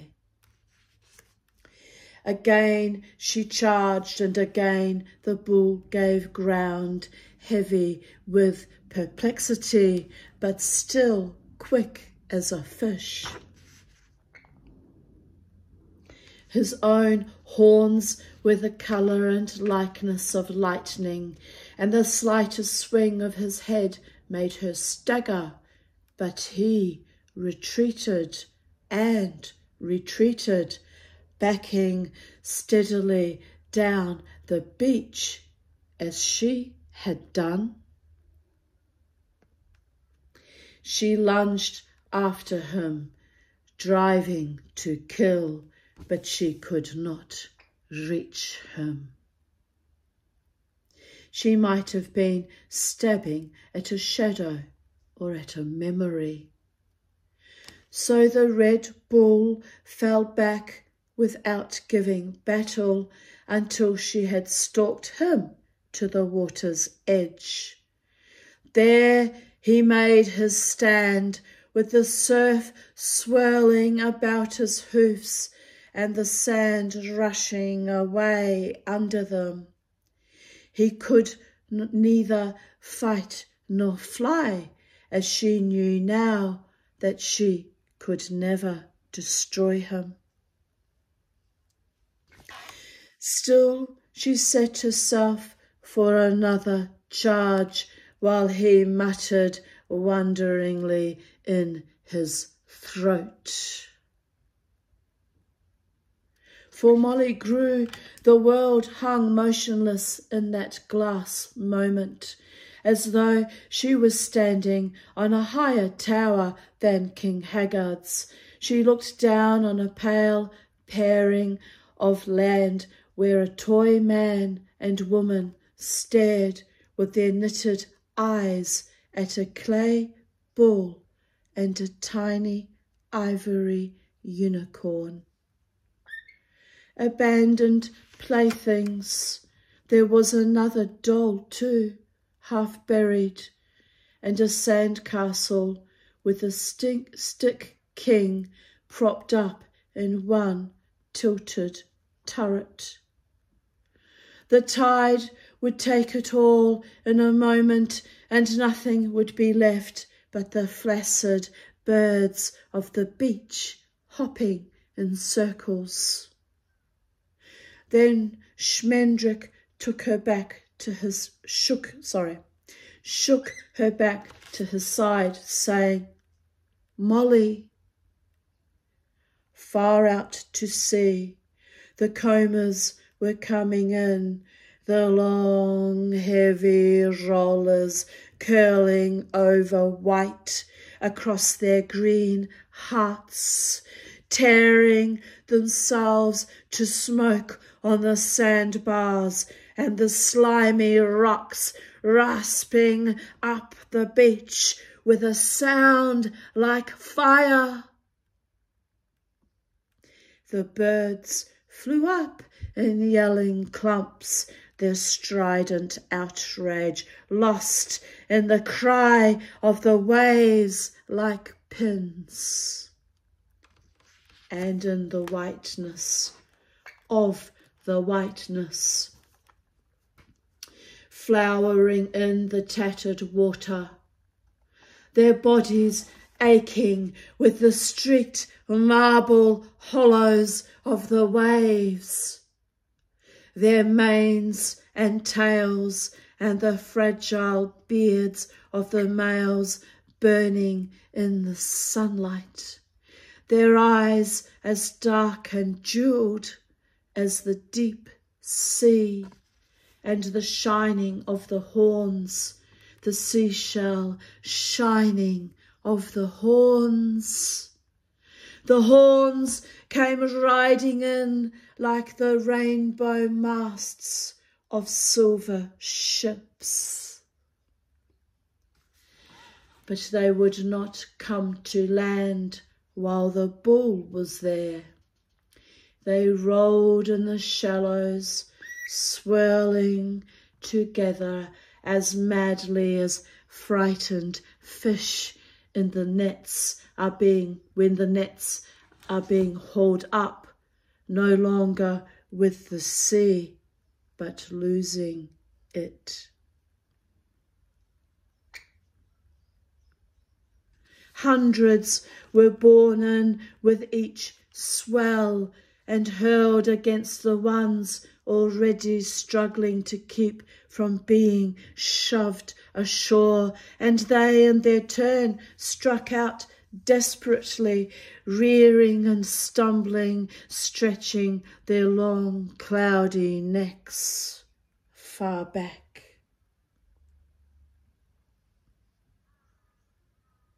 The unicorn lowered her head one last time and hurled herself at the red bull. If he had been either true flesh or a windy ghost, the blow would have burst him like rotten fruit. But he turned away unnoticing and walked slowly into the sea. The unicorns in the water floundered wildly to let him by, stamping and slashing the surf into a roiling mist which their horns turned rainbow. But on the beach and atop the cliff and up and down through all of Haggard's kingdom, the land sighed when his weight had passed from it. He strode out a long way before he began to swim. The hugest waves broke no higher than his hocks, and the timid tide ran away from him. But when at last he let himself sink into the flood, then a great surge of the sea stood up behind him, a green and black swell as deep and smooth and hard as the wind. It gathered in silence, folding from one horizon to the other, until for a moment, it actually hid the red bull's humped shoulders and sloping back. Schmendrick lifted the dead prince, and he and Molly ran until the cliff face stopped them. The wave fell like a cloudburst of chains. Then the unicorns came out of the sea.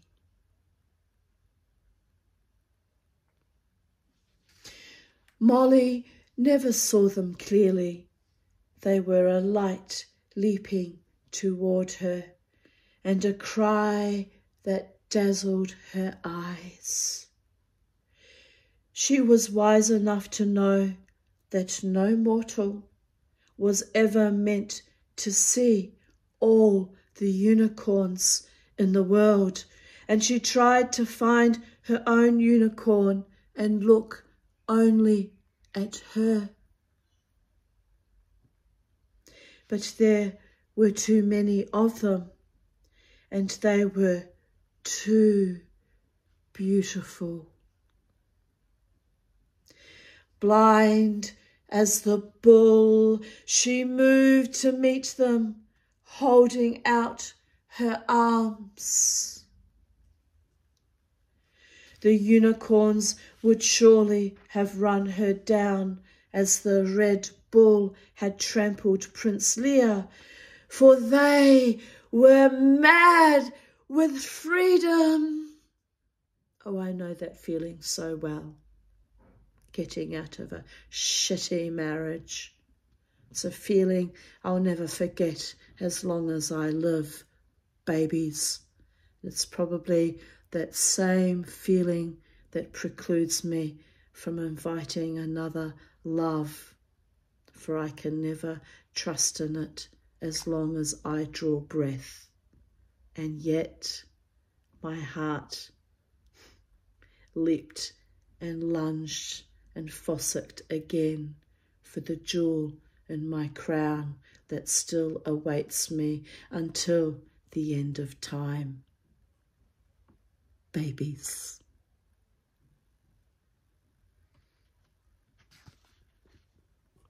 But Schmendrick spoke, and they streamed to the right and left of Molly and Lear and himself, some even springing over them as the sea shatters on a rock and then comes whirling together again.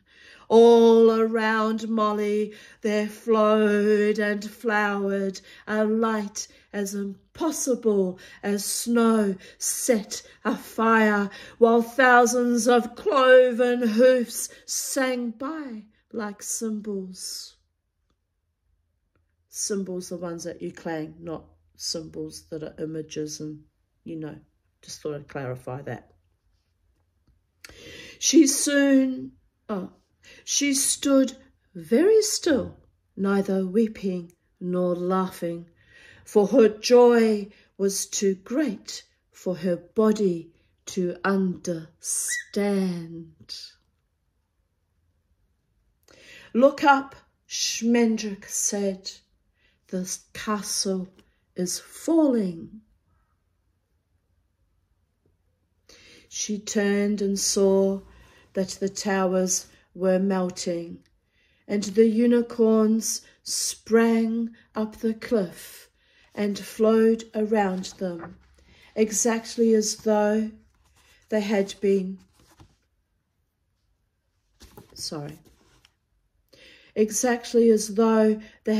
made out of sand and the sea were sliding in. The castle came down in great cold chunks that turned thin and waxen as they swirled in the air until they disappeared. It crumbled and vanished without a sound, and it left no ruins either on land or in the memories of the two who watched it fall. A minute later, they could not remember where it had stood or how it had looked. But King Haggard, who was quite real, fell down through the wreckage of his disenchanted castle like a knife dropped through clouds. Molly heard him laugh once, as though he had expected it. Very little ever surprised King Haggard. We're up to chapter 15, which is the last chapter, and only about 10 or so more pages to go. Shall I rest and take a break and finish the last chapter in another video, since we're 2 hours and 2 minutes in? Or shall I intrepidly continue and complete my mission and the magic that is woven into the storytelling of this story?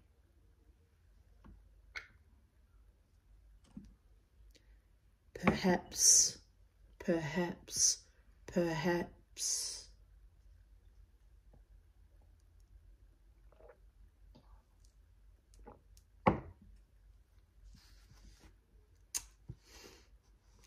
My daughter did a wonderful choreography to that song when she was a very young girl, still a teenager.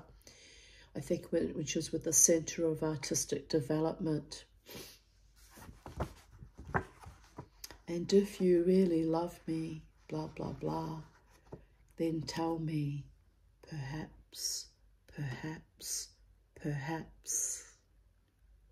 But Mama T does not deal in maybes or perhaps or shallow, fickle meanderings of false and feckless lover men. She needs a surety and a certainty and a commitment of heart, body, mind, soul and spirit. So now she knows. The game must end because she endures no feckless, false love. And the quest for the true love continues.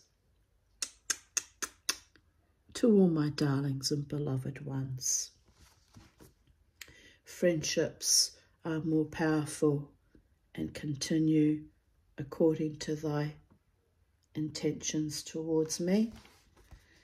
But a true lover man, that may manifest one day, or it may not, according to the will of the gods. Perhaps, mayhaps, perhaps, perchance to enchant, anon.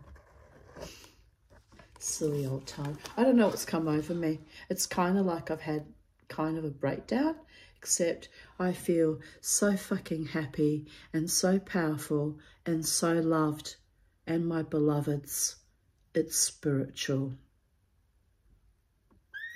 It's no human man can gift me this deep, powerful love that is coursing through my veins right now.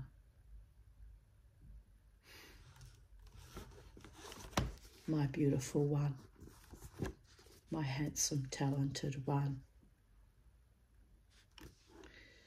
Ah, well.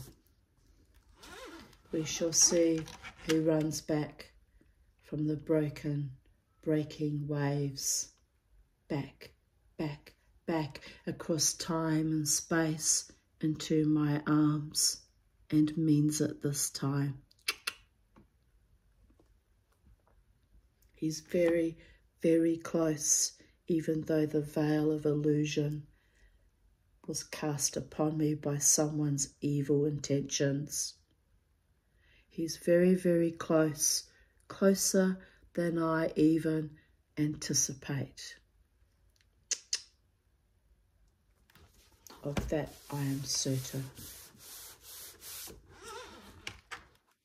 What do you say, Charlie?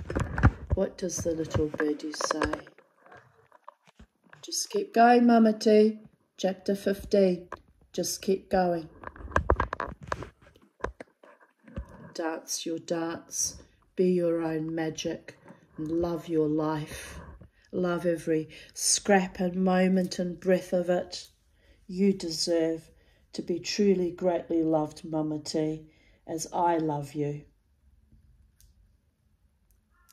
And so it is, and so it always shall be, from now for the rest of my life, bleeding out into eternity, with great joy and great honour and great peace. Shalom. Mama T has spoken.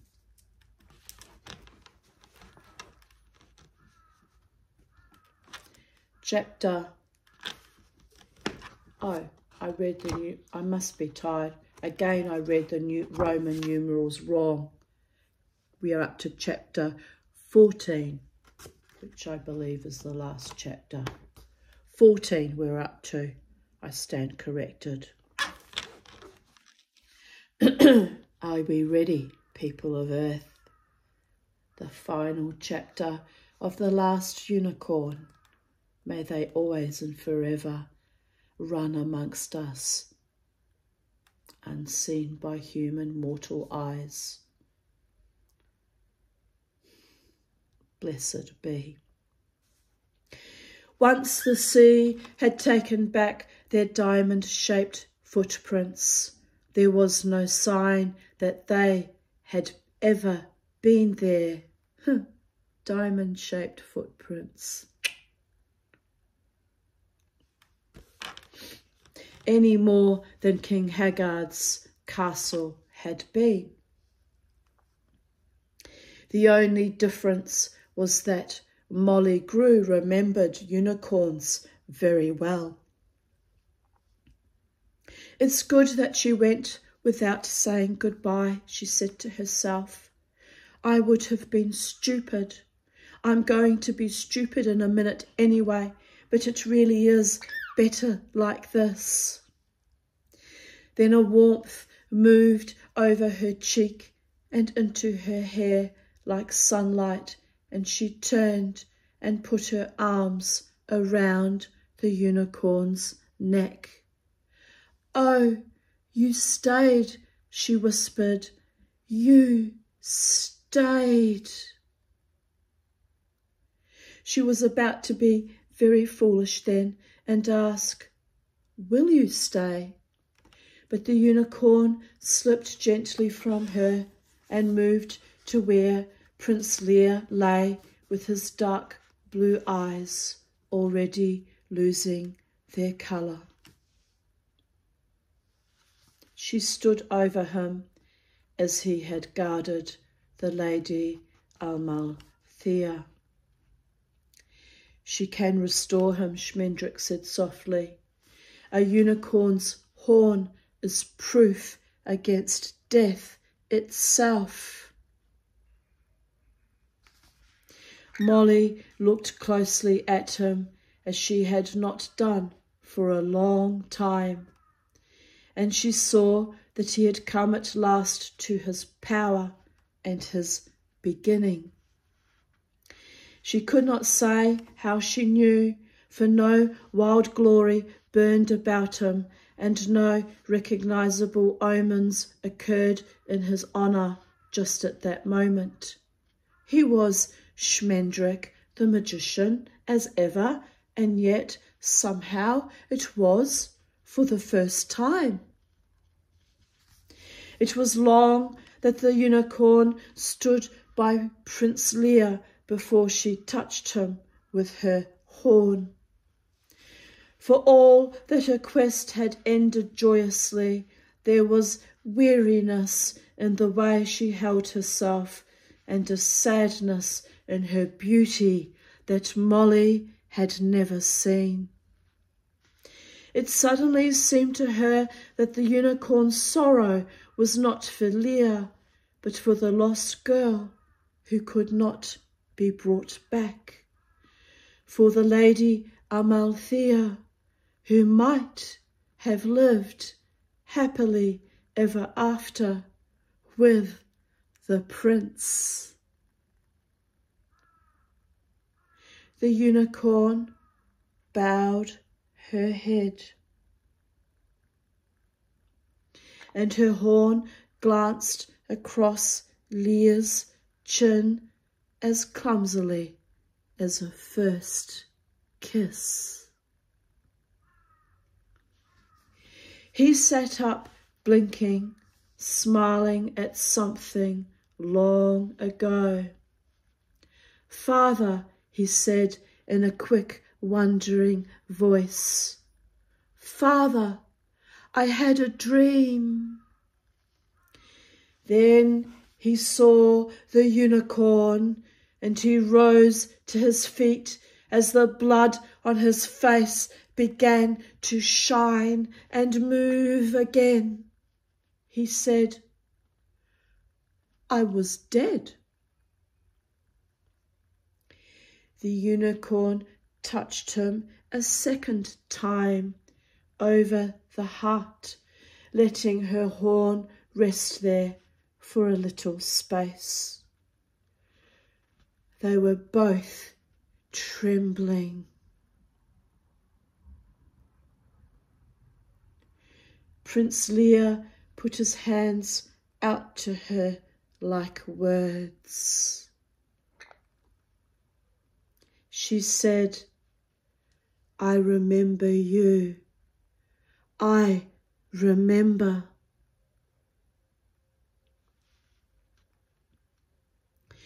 "When I was dead," Prince Lear began, but she was away. Not a stone rattled down after her, not a bush tore out as she sprang up the cliff. She went as lightly as the shadow of a bird, and when she looked back, with one cloven hoof poised and the sunlight on her sides, with her head and neck absurdly fragile for the burden of the horn. Then each of the three below called to her in pain. She turned and vanished, but Molly Grew saw their voices thump home into her like arrows, and even more than she wished the unicorn back, she wished that she had not called. Prince Lear said, "As soon as I saw her, I knew that I had been dead. It was so the other time when I looked down from my father's tower and saw her." He glanced up then and drew in his breath. It was the only sound of grief for King Haggard that any living thing ever made.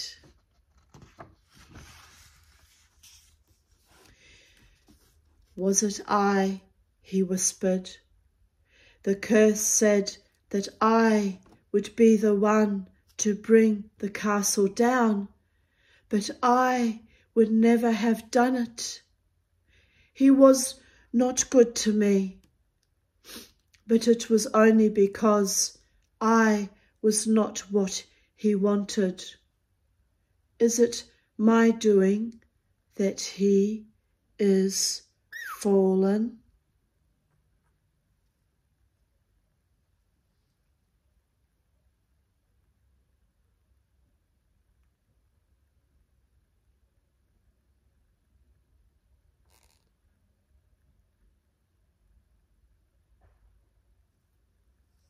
I'm having a very horrific epiphany as to why my path as a Jew was so blighted and smited and sullied and tainted and destroyed by other Jews whom I loved, each in their turn, deeply. Not sure if I will share it with you right now, but it's got to do with my great-grandmother, who bore a child out of wedlock. And it has come to me that her lover was no lover at all, but her rapist, the landlord she worked for as a servant girl, all the way out from Poland, alone, with no one to protect her, possibly sold into service as well, raped her, and so began my familial curse that precludes me from my true lover man.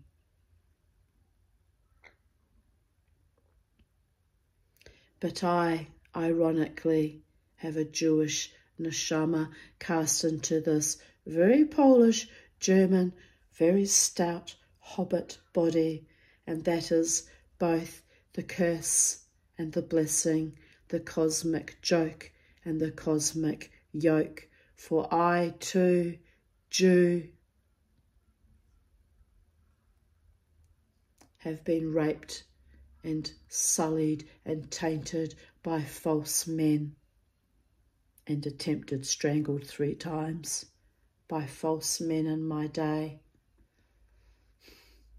And the ancestors that loved me reminded me to reclaim my inner witch, for as much as I am, was, and always will be a Jew, even though I've let things slide in the last decade or so, after decades of abuse, I am also a witch.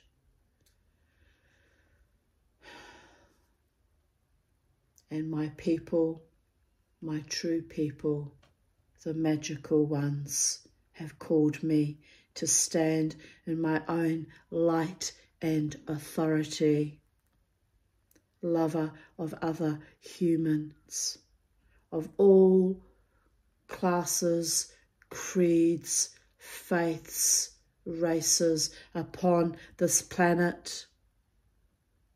For we are one, rapists and murderers, and true lovers and protectors and muses and guides, and holy men amongst them, and holy women amongst them.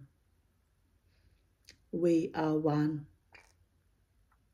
Let there be shalom in this earth and in all worlds, and let me be at last permitted to have my own true, deep, loyal, faithful, if necessary, protective, passionate, romantic one,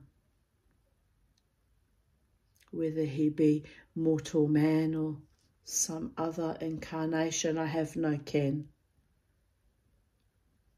But before all the gods,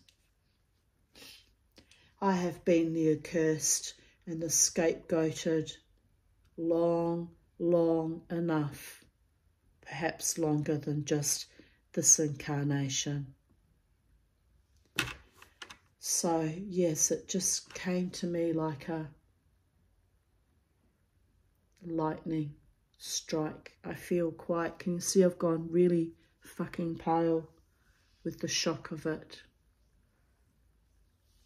And maybe that story that was presented to me, that my grandmother was a rape victim of some Jewish wealthy landlord, is not true.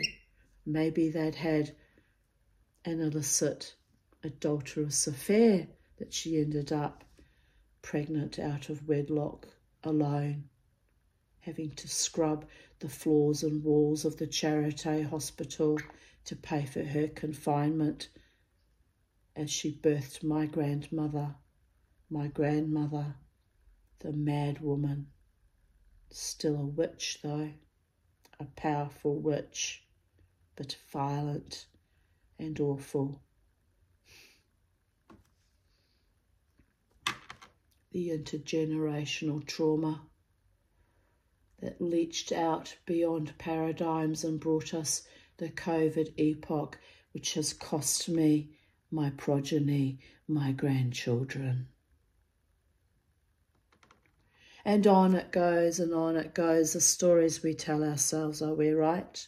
For we are each our own unique story, the composite of millions and millions of years of human revolution and evolution and resolution, growing into our own hearts, minds, bodies, always seeking love, the love long denied some of us. It's a powerful gnosis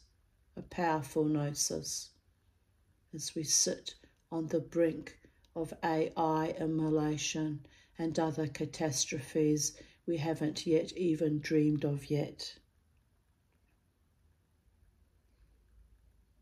But here we have the last unicorn fighting her way back from the brink. And so we must continue. I feel quite undone now, quite unravelled. But I'm okay, because I know who I am and whom I might yet become, with sweetness and kindness and honour and integrity and deep, deep, long-lasting, loyal, faithful love. A man who recognises my power and my magic and does not shrink from it or run or hide or play silly schoolboy games. Ever, ever again. Need a drink of water, Charlie. Maybe I'm getting psychotic, but I think not.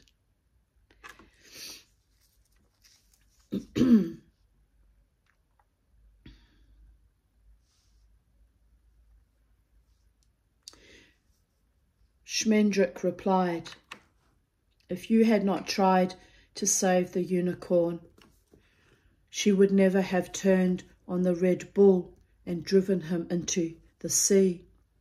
It was the Red Bull who made the overflow and so set the other unicorns free. And it was they who destroyed the castle. Would you have it otherwise, knowing this?" Prince Lear shook his head, but he said nothing. Molly asked, "But why did the bull run from her? Why didn't he stand and fight?" Pardon me. "There was no sign of him when they looked out to sea, though he was surely too vast to have swum out of sight in so short a time. But whether he reached some other shore, or whether the water drew even his great bulk down at last, none of them knew until long after, and he was never seen again in that kingdom. The Red Bull never fights," Schmendrick said. "He conquers, but he never fights." He turned to Prince Lear and put a hand on his shoulder. "Now you are the king," he said.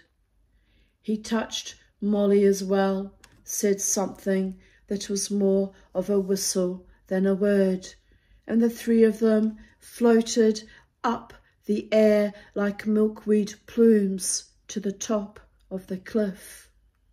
Molly was not frightened.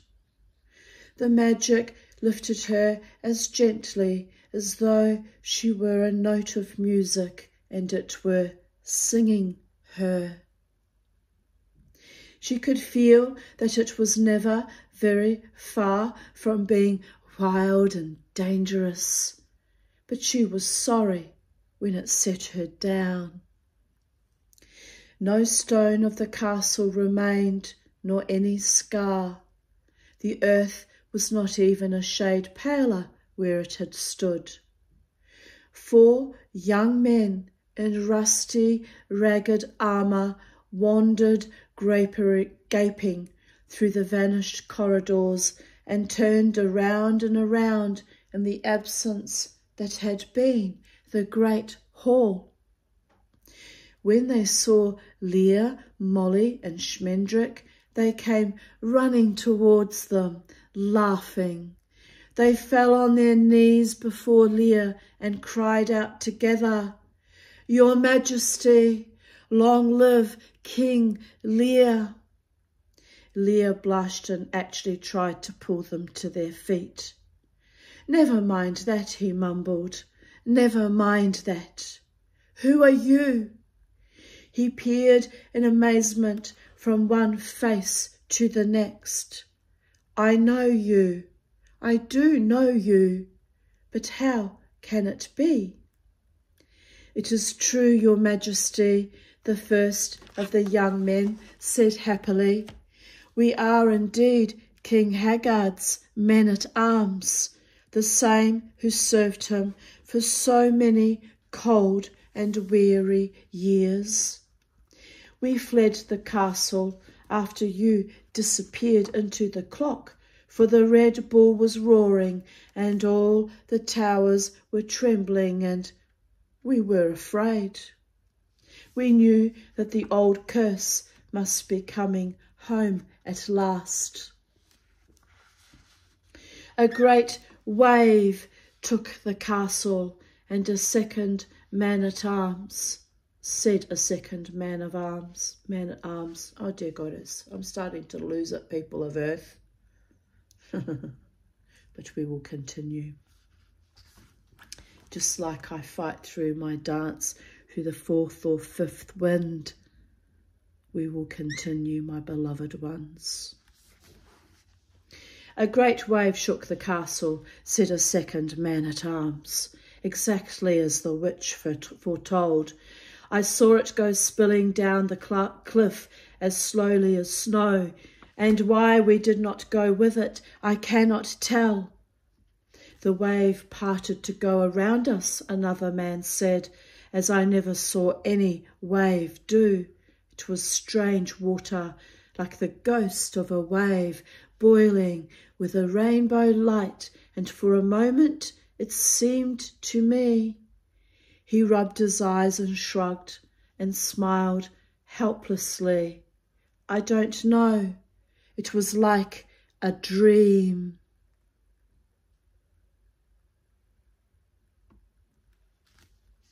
And what has happened to you all? Lear demanded. You were old men when I was born, and now you are younger than I am. What miracle is this? The 3 who had spoken giggled and looked embarrassed, but the 4th man replied, It is the miracle of meaning what we said. Once we told the Lady Amalthea that we would grow young again if she wished it so, and we must have been telling the truth. Where is she? We will go to her aid if it means facing the Red Bull himself. King Lear said, She is gone. Find my horse and saddle him. Find my horse. His voice was harsh and hungry, and the men-at-arms scrambled to obey their new lord. But Schmendrick, standing beside him, said quietly, Your Majesty, it may not be. You must not follow her. The king turned and he looked like Haggard. Magician, she is mine. He paused, then went on in a gentler tone, close to pleading. She has twice raised me up from death, and what will I be without her but dead for a third time?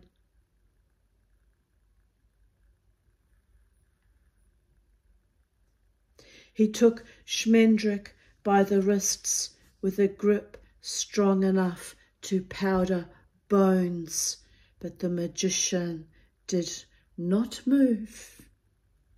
Lear said, I am not King Haggard. I have no wish to capture her, but only to spend my life following after her, miles, leagues, even years behind, never seeing her perhaps, but content. It is my right. A hero is entitled to his happy ending when it comes at last. But Schmendrick answered, this is not the end, either for you or for her. You are the king of a wasted land where there has never been any king but fear. Your true task has just begun, and you may not know in your life if you have succeeded in it, but only if you fail. As for her, she is a story with no ending, happy or sad. She can never belong to any mortal enough to want her. Most strangely then, he put his arms around the young king and held him so for a time. Yet be content, my lord, he said in a low voice. No man has ever had more of her grace than you, and no other will ever be blessed by her remembrance. You have loved her and served her. Be content and be king. But that is not what I want, Lear cried. The magician answered not a word, but only looked at him. Blue eyes stared back into green, a face grown lean and lordly into one neither so handsome nor so bold. The king began to squint and blink as though he were gazing at the sun, and it was not long before he lowered his eyes and muttered, so be it. I will stay and rule alone over a wretched people in a land I hate. But I will have no more joy of my rule than poor Haggard ever had.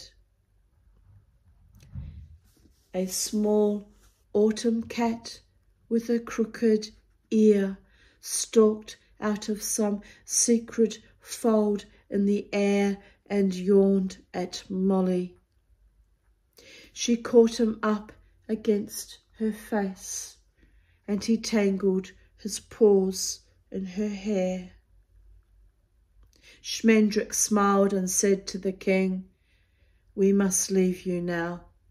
Will you come with us and see us in friendship to the edge of your domain? There is much between here and there that is worth your study, and I can promise you that there will be some sign of unicorns.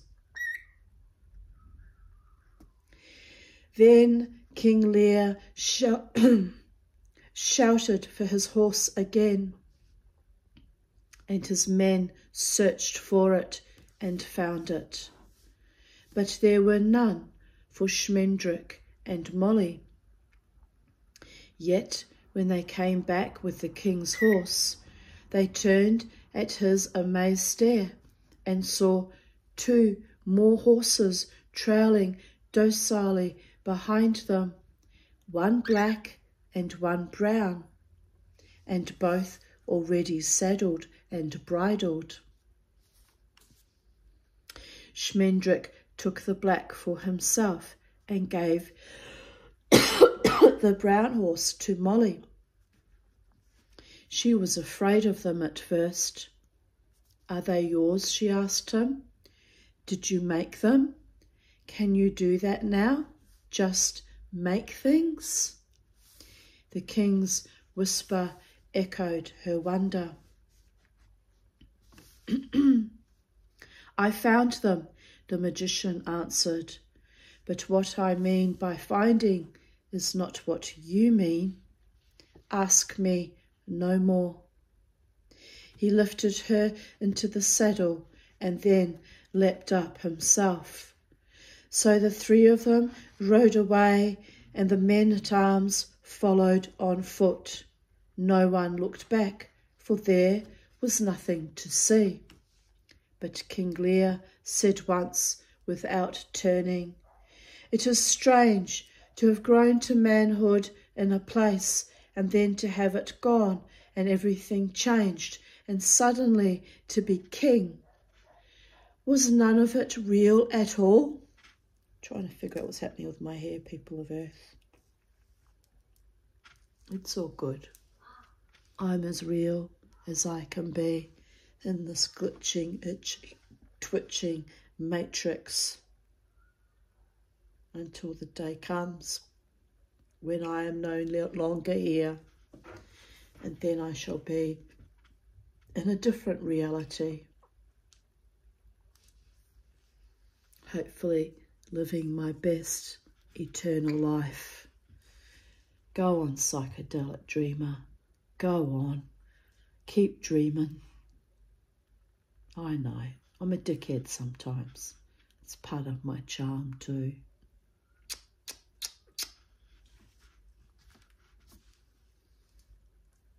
Schmendrick made no reply. King Lear wished to go swiftly, but Schmendrick held them to a leisurely pace and a roundabout road. When the king fretted for speed, he was admonished to consider his walking men, though they marvellously never tired for all the length of the journey. But Molly soon understood that the magician was delaying in order to make Lear gaze long and closely at his realm. And to her own surprise, she discovered that the land was worth the look. For very slowly spring was coming to the barren country that had been Haggard's. A stranger would not have noticed the change, but Molly could see that the withered earth was brightening with a greenness as shy as smoke. Squat, snaggly trees that had never yet bloomed were putting forth flowers in the wary way an army sends out scouts. Long, dry streams were beginning to rustle in their beds, and small creatures were calling to one another.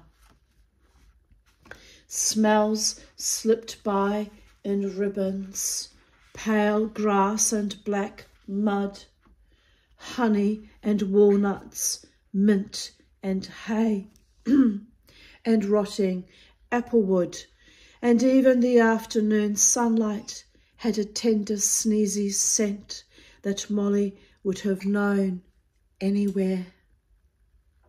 She rode beside Schmendrick, watching the gentle advent of the spring and thinking of how it had come to her late but lasting. The spring after the long winters of discontent, my darlings, always comes even to us older, lone, wild, witchy women. Our time always comes, and it is always and forever now.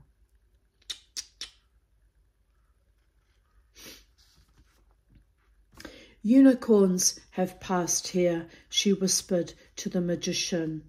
Is that the cause, or is it Haggard's fall and the Red Bull's going? What is it? What is happening?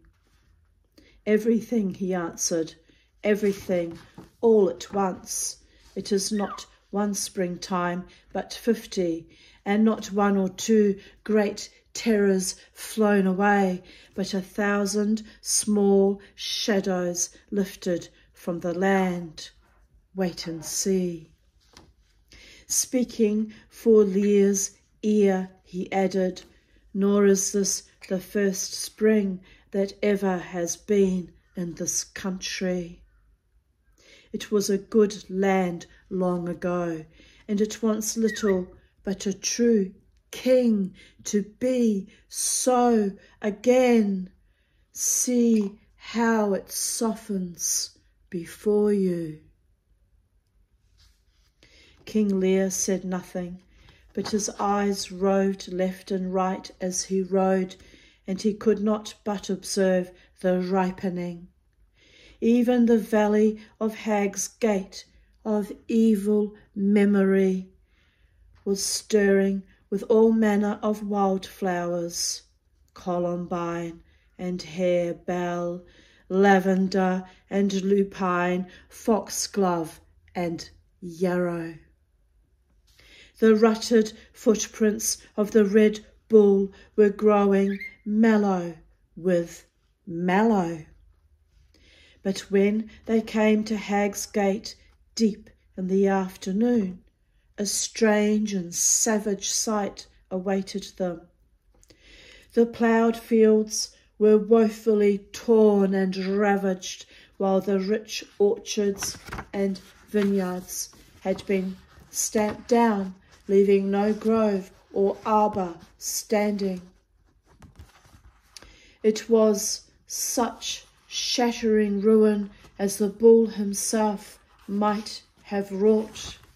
But it seemed to Molly Grew as though 50 years' worth of foiled griefs had struck Hag's Gate all at once, just as that many springtimes were at last warming the rest of the land. The trampled earth looked oddly ashen in the late light. King Lear said quietly, "What is this?" "Ride on, your majesty," the magician replied. "Ride on." The sun was setting as they passed through the overthrown gates of the town and guided their horses slowly down streets that were choked with boards and belongings and broken glass, with pieces of walls and windows, chimneys, chairs, kitchenware, roofs, bathtubs, beds, mantles, dressing tables. Every house in Hag's Gate was down. Everything that could be broken was. The town looked as though it had been stepped on. The people of Hag's Gate sat on their doorsteps wherever they could find them, considering the wreckage. They had always had the air of paupers, even in the midst of plenty, and real ruin made them appear almost relieved and no whit poorer. They hardly noticed Lear when he rode up to them until he said, "I am the king. What has befallen you here?" "It was an earthquake," one man murmured dreamily, but another contradicted him, saying, "It was a storm, a nor'easter straight off the sea. It shook the town to bits, and hail came down like hoofs."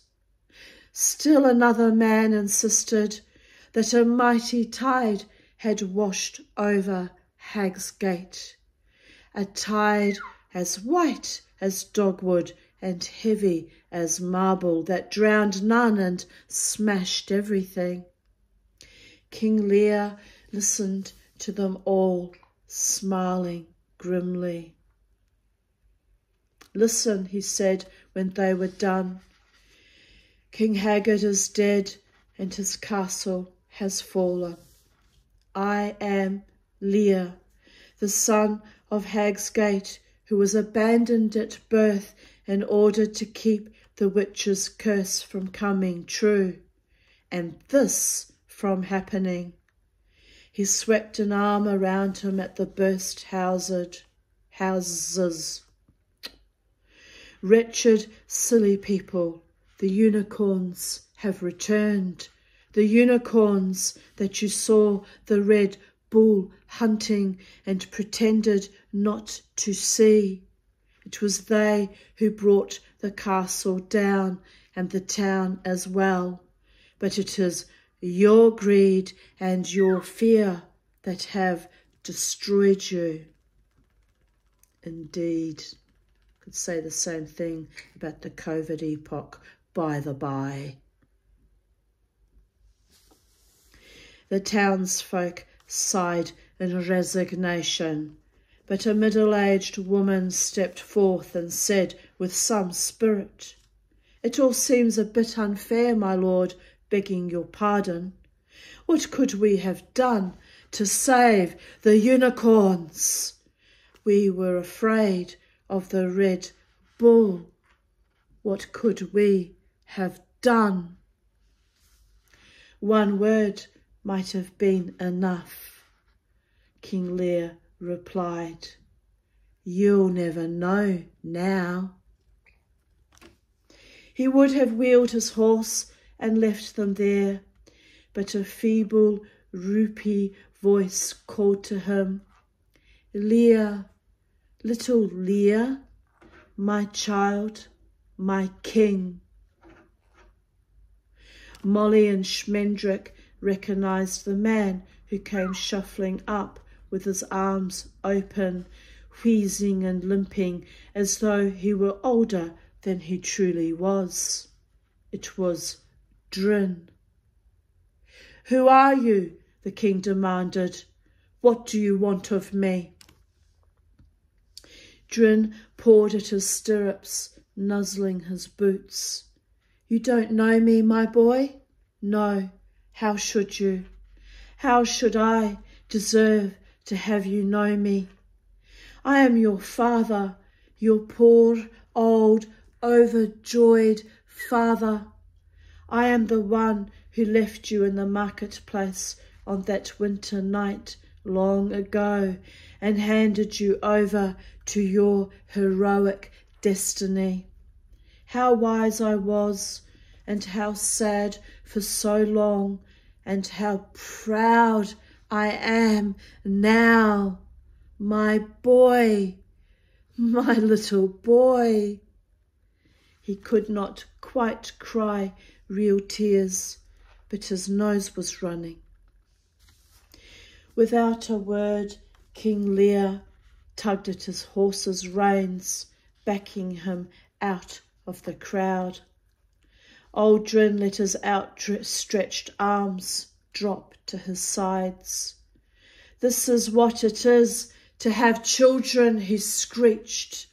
"Ungrateful son, will you desert your father in the hour of his distress, when a word from your pet wizard would have set everything right again?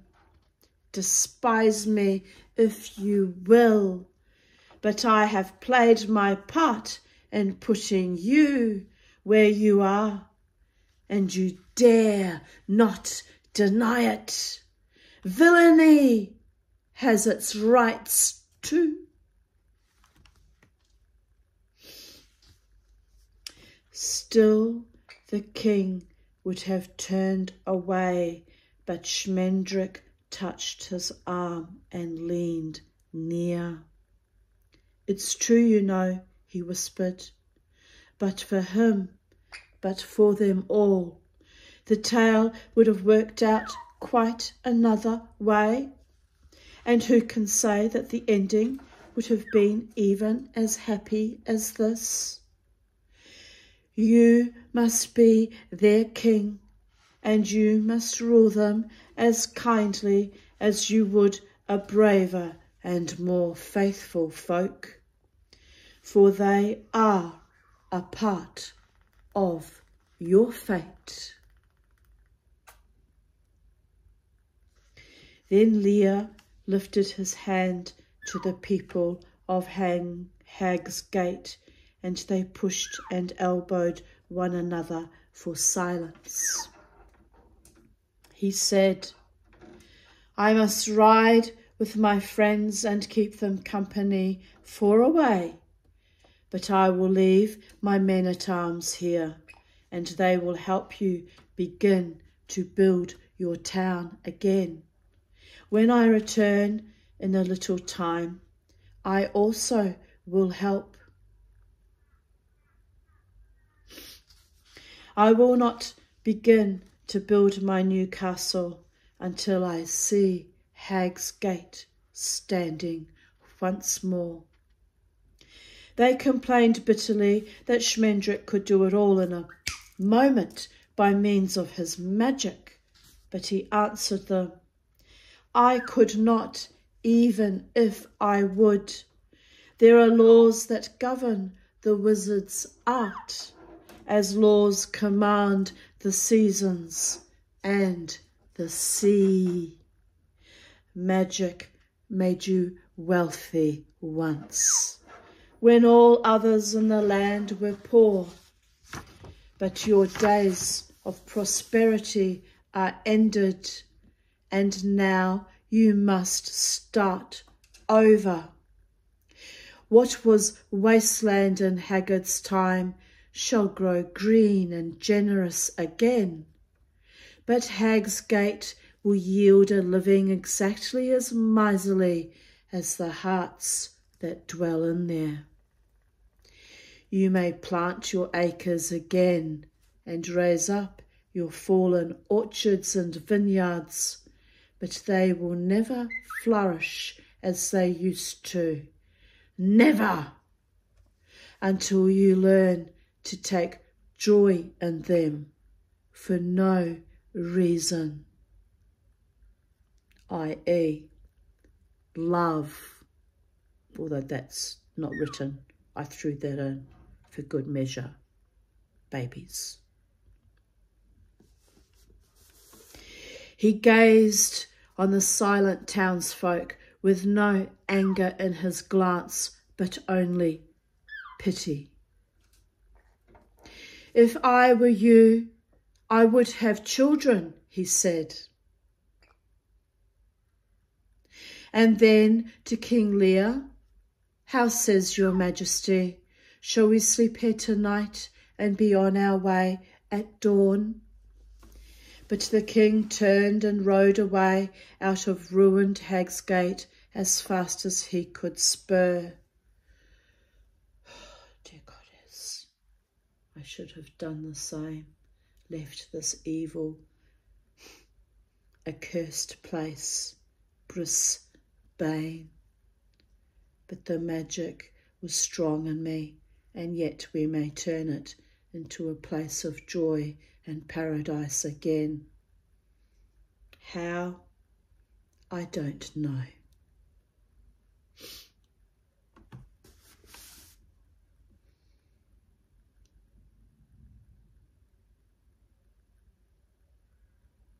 It was long before Molly and the magician came up with him, and longer still before they lay down to sleep. For many days they journeyed through King Lear's domain, and each day they knew it less and delighted in it more. The spring ran on. Did you hear that? Someone's tinkling Charlie's bell outside. The spring ran on before them as swiftly as fire, clothing all that was naked, and opening everything that had long ago shut up tight, touching the earth as the unicorn had touched Leah. Every sort of animal, from bears to black beetles, came sporting or shambling or scurrying along their way, and the high sky that had been as sandy and arid as the soil itself now blossomed with birds, swirling so thickly that it seemed like sunset most of the day. Fish bent and flickered in the whisking streams, and wildflowers raced up and down the hills like escaped prisoners. All the land was noisy with life, but it was the silent rejoicing of the flowers that kept the three travellers awake at night. The folk of the villages greeted them cautiously and with little less dourness than they had shown when Schmendrick and Molly first came that way. Only the oldest among them had ever seen the spring before, and many suspected the rampaging greenness of being a plague or an invasion. King Lear told them that Haggard was dead and the Red Bull gone forever, invited them to visit him when his new castle was raised, and passed on. They will need time to feel comfortable with flowers. Oh. Wherever they stopped, he left word that all outlaws were pardoned, and Molly hoped that the news would come to Captain Cully and his merry band. As it happened, it did, and all the merry band immediately abandoned the life of the greenwood, saving only Cully himself and Jack Jingley. Together they took up the trade of wandering minstrels, and were reported to have become reasonably popular in the provinces. One night the three slept at the farthest frontier of Lear's kingdom, making their beds in high grass.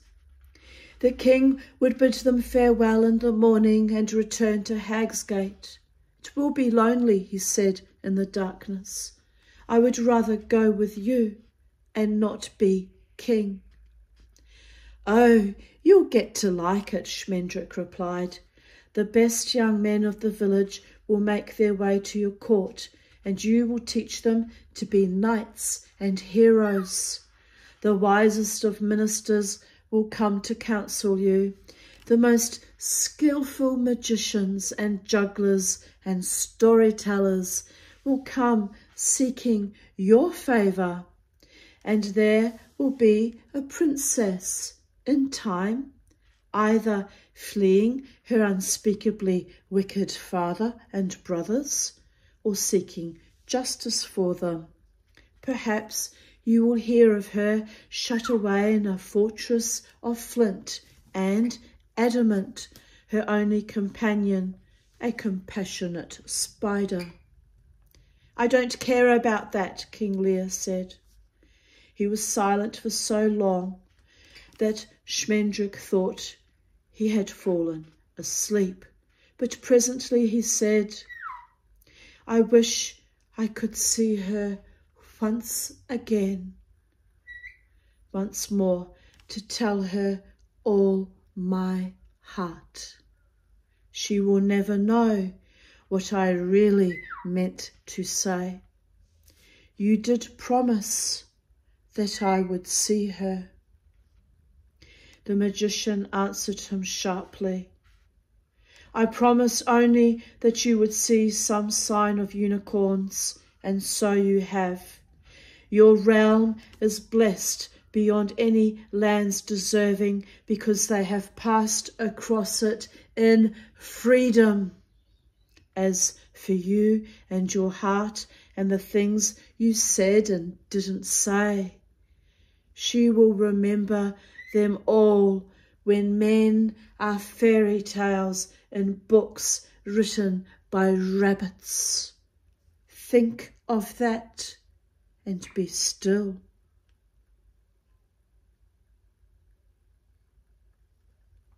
The king spoke no more after that, and Schmendrick repented of his words. She touched you twice, he said, in a little while. The first touch was to bring you to life again, but the second was for you. Lear did not answer, and the magician never knew if he had heard or not. Schmendrick dreamed that the unicorn came and stood by him at moonrise. Dear Goddess, there is great magic surrounding me today. Great, great magic. The highest form there is, and I'm humbled and in awe of it. From whom it is being sent to me, or from what source, I know not, but it's given me extra stamina and strength this day to my beloved one.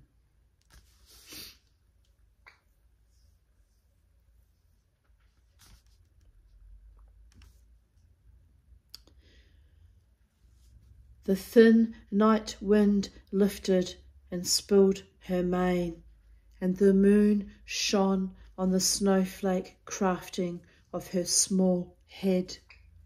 He knew it was a dream, but he was happy to see her.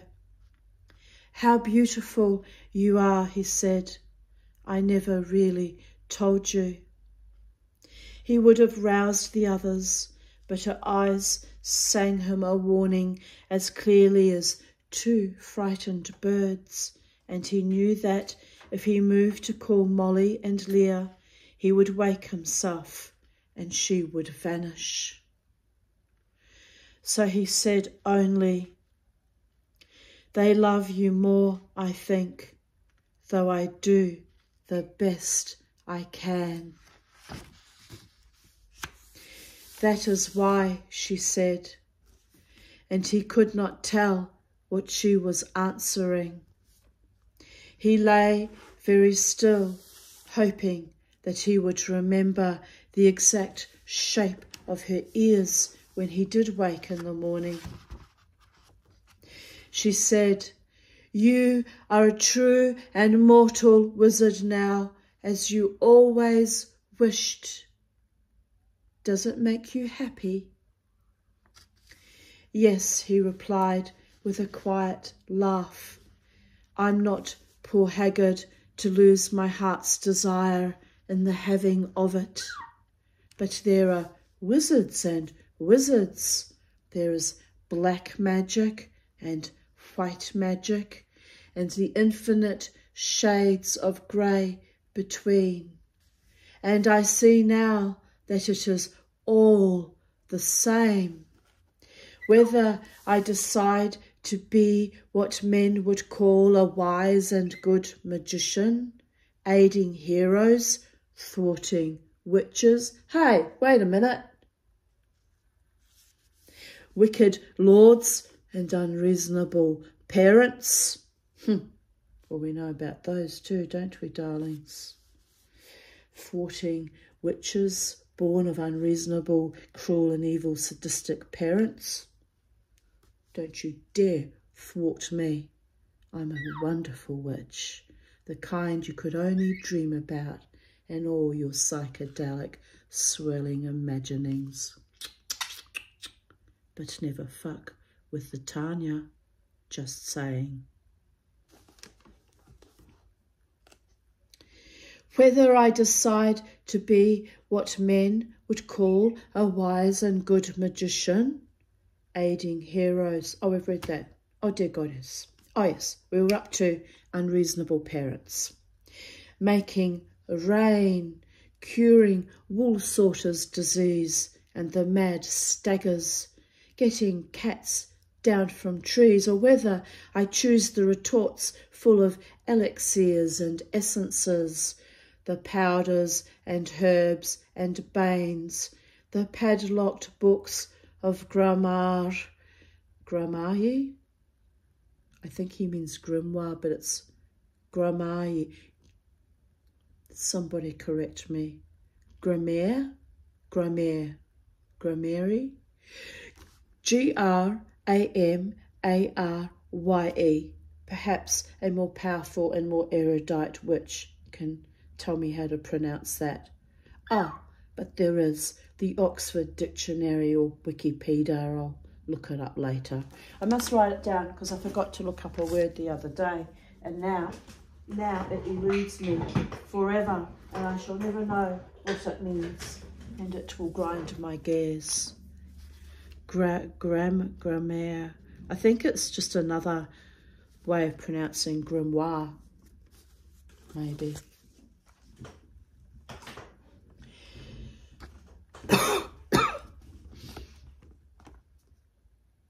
The padlock books of grammari, grammari. Oh my goodness, that's going to really grind my gears. I need 2 iPhones, one to look up things while I'm filming for you, am I right? Oh, bound in skins, better left unnamed. That means they're made from human skin, which is not cool, people of Earth. Not cool at all. The muddy mist darkening in the chamber and the sweet voice lisping therein.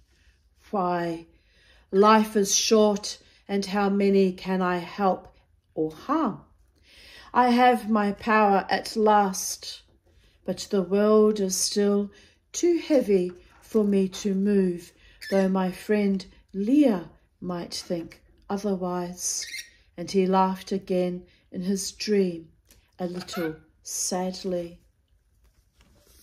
We're nearing the end of the story, but I really need a drink of water. I'll be back. I've got to drink, otherwise I'm going to die, people. But that moment when you feel like you are going to die, and I courtesy before. Oh, Charlie, that's bright bloody watermelon pink all over my carpet.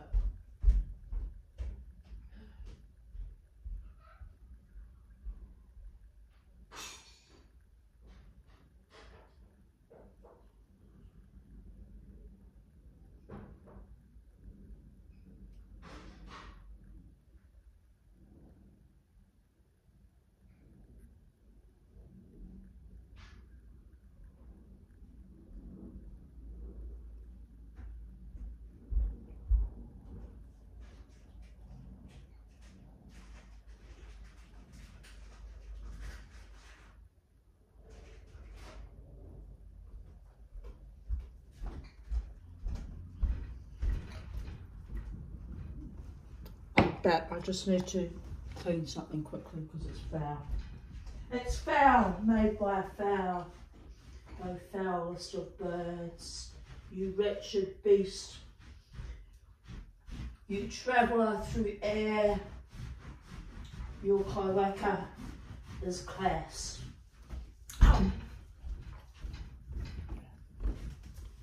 She says, how do you think I feel shitting all the time? My ass is sore. I bet you it is too. Oh, you want kisses.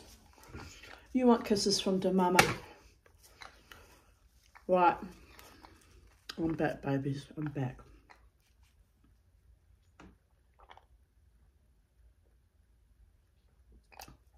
I needed that. Needed some sugar. Give me some sugar, honey, honey. You know the song, Charlie? Ready? Kiss me, honey, honey, kiss me.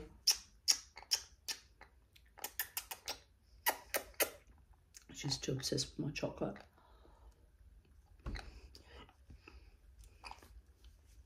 I'm not going to finish that song because it creeps me out because my mother used to sing it all the time. Ugh, bad trigger memory. We don't need that.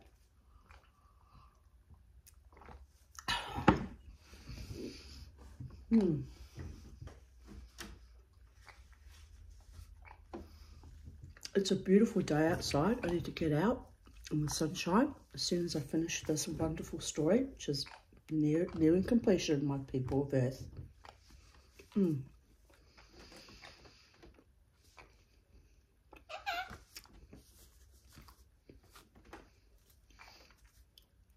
And he laughed again in his dream, a little sadly. The unicorn said, "That is true. You are a man, and men can do nothing that makes any difference." But her voice was strangely slow and burdened. She asked, "Which will you choose?" The magician laughed for a third time. "Oh, it will be the kind magic, undoubtedly, because you would like it more. I do not think that I will ever see you again, but I will try to do what would please you if you knew. And you? Where will you be for the rest of my life? I thought you would have gone home to your forest by now."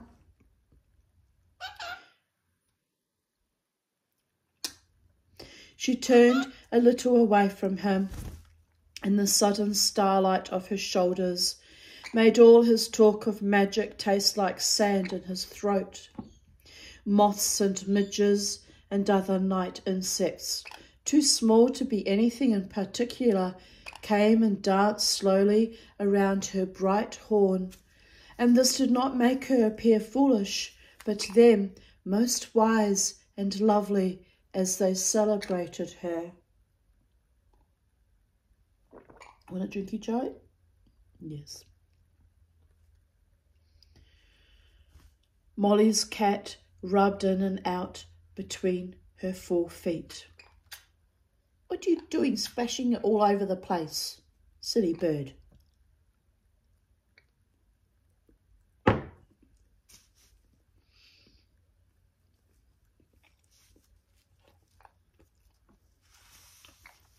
"The others have gone," she said. "They are scattered to the woods they came from. I know, I love you too. No two together, and men will not catch sight of them much more easily than if they were still in the sea." Oh, no, you can't have my chocolate out of my mouth. That's naughty, and you know it.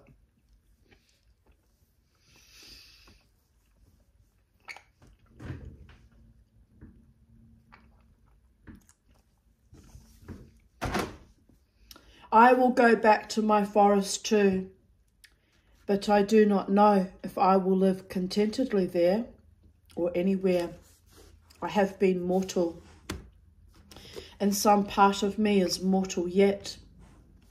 I'm full of tears and hunger and the fear of death, though I cannot weep, and I want nothing, and I cannot die." Sounds like a fresh kind of hell to me. Been there, got the t-shirt, Jesus. Oh, no, not Jesus, don't get me wrong. I'm not invoking that God, but you know what I mean, don't you?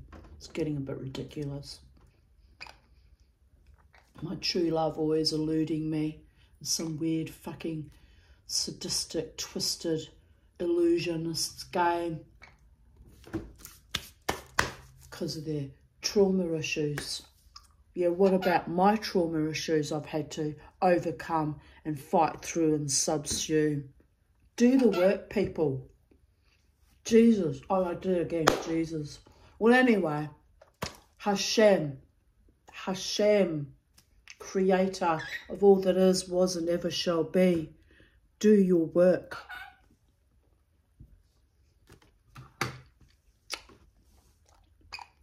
I'm not angry, people. I'm really not. I love so powerfully and intensely that I could almost create new worlds, except I'm a mere mortal woman of Senior age, going quietly mad, I think. It's probably what's wrong with me. I've gone mad. It's not good. It's not good. They want me to go mad though, don't they? My enemies. They'd love that. For me to dement and rot in my own mortal flesh from my own bitterness and sadness. So we won't give them that. We will dance, my darlings, and we'll be joyful for the rest of our lives.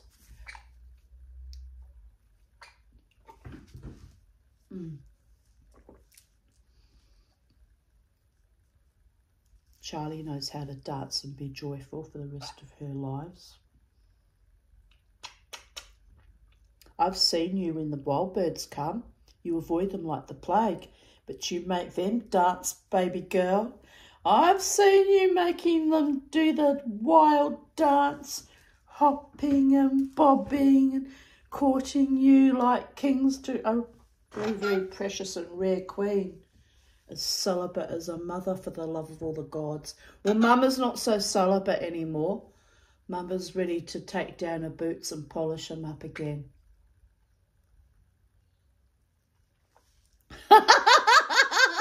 Just saying. But will she? I don't know. It's in the lap of the gods.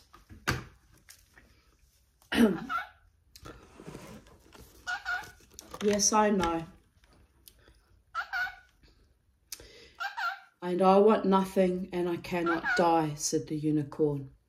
I am not like the others now, for no unicorn was ever born who could regret, but I do, I regret.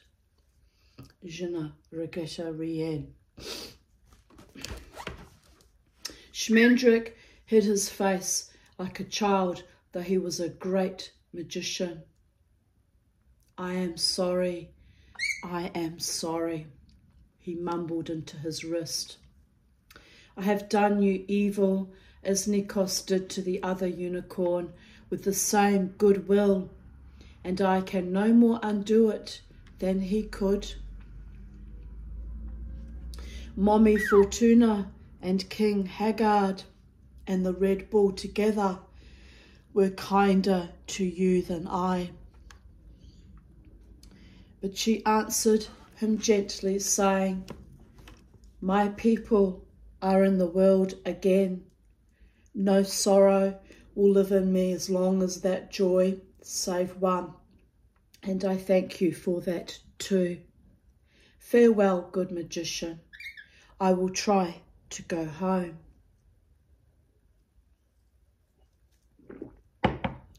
She made no sound when she left him.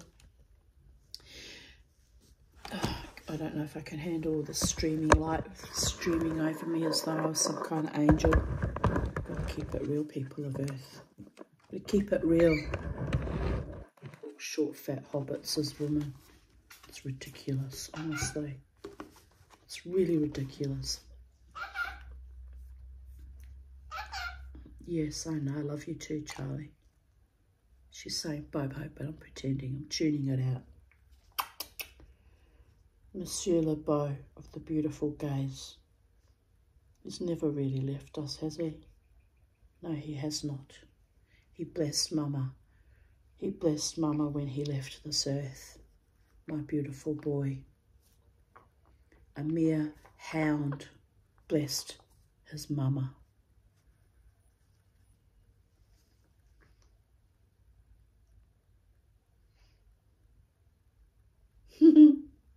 You're a funny girl. You're so funny. You're just a funny girl.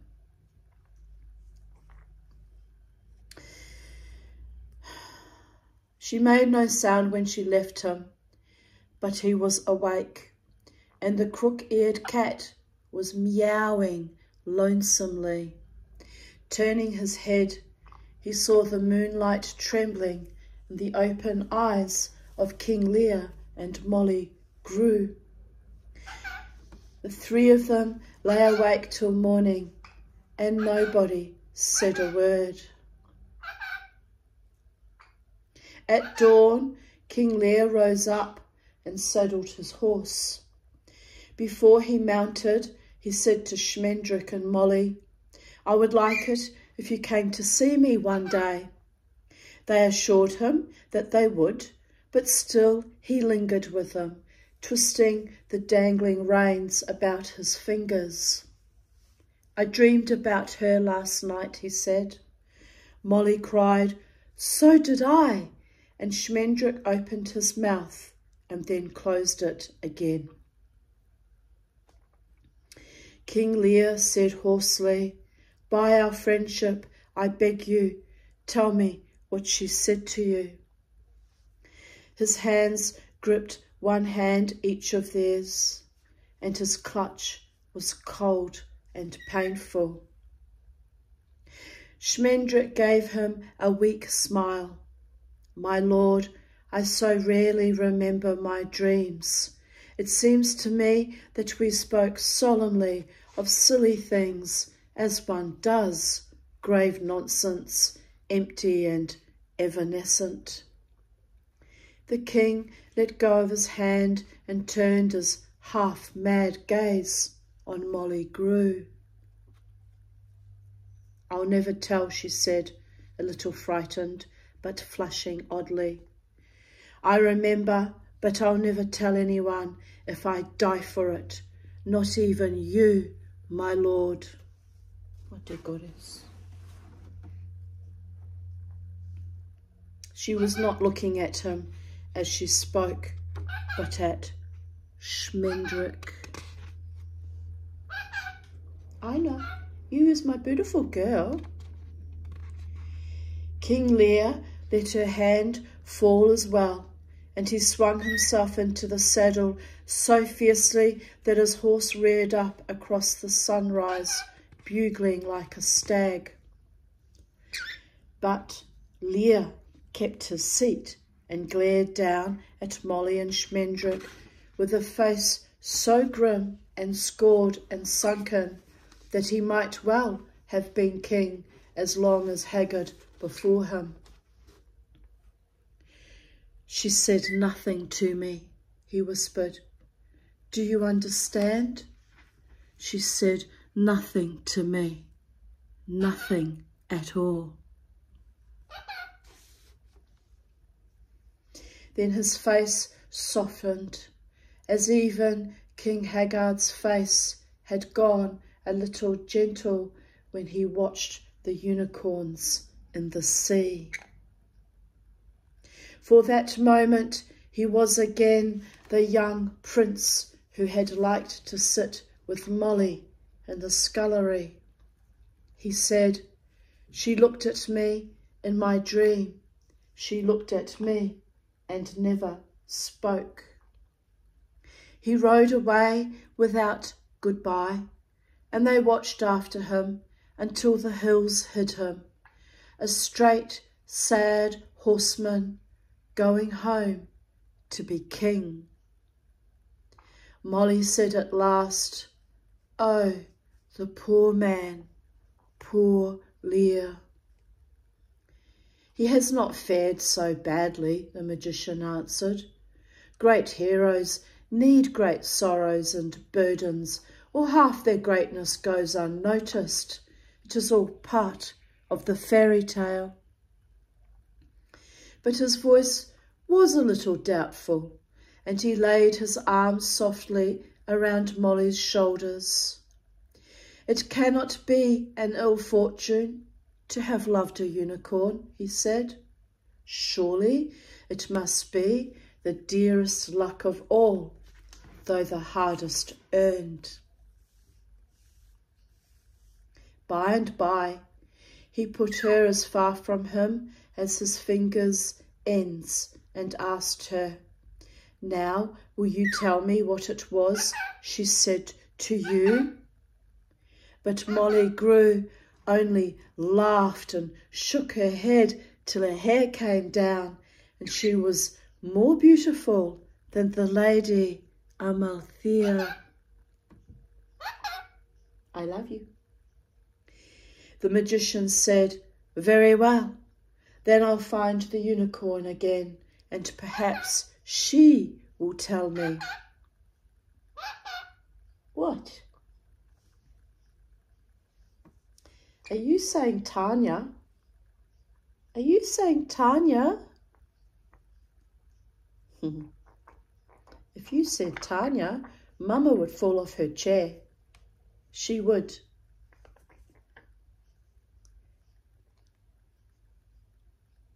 Tanya? Charlie? Let's not freak myself out too much. But wouldn't that be delightful? She actually did say that. Oh, you little snooky. Are you the little snookies?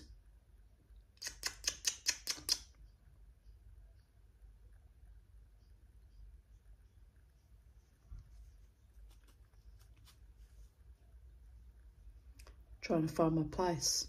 I got distracted with you, Charlie. You're a very distractible bird. It's because you're so cute and adorable. Can you say, hello, people of Earth, I'm cute and adorable and wild and free and indomitable and untamable like my mother. Mother, are you untamable, mother? Oh, yes, that's how we like it, Charlie. That's how we like it. Right, up on my shoulder. Come on. Oh, now where was I?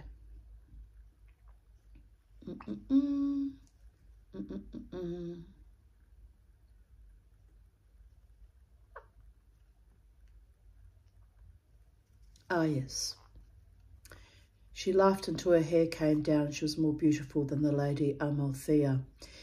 The magician said, very well, then I'll find the unicorn again, and perhaps she will tell me. And he turned calmly to whistle up their steeds. She said no word while he saddled his horse, but when he began on her own, meaning her own horse, she put her hand on his arm. Do you truly hope that we may find her? There was something I forgot to say. Oh. Schmendrick looked at her over his shoulder. The morning sunlight made his eyes seem gay as grass, but now and then, when he stooped into the horse's shadow, there stirred a deeper greenness in his gaze. The green of pine needles that has a faint, cool bitterness about it. He said, I fear it for her sake. It would mean that she too is a wanderer now, and that is a fate for human beings, not for unicorns.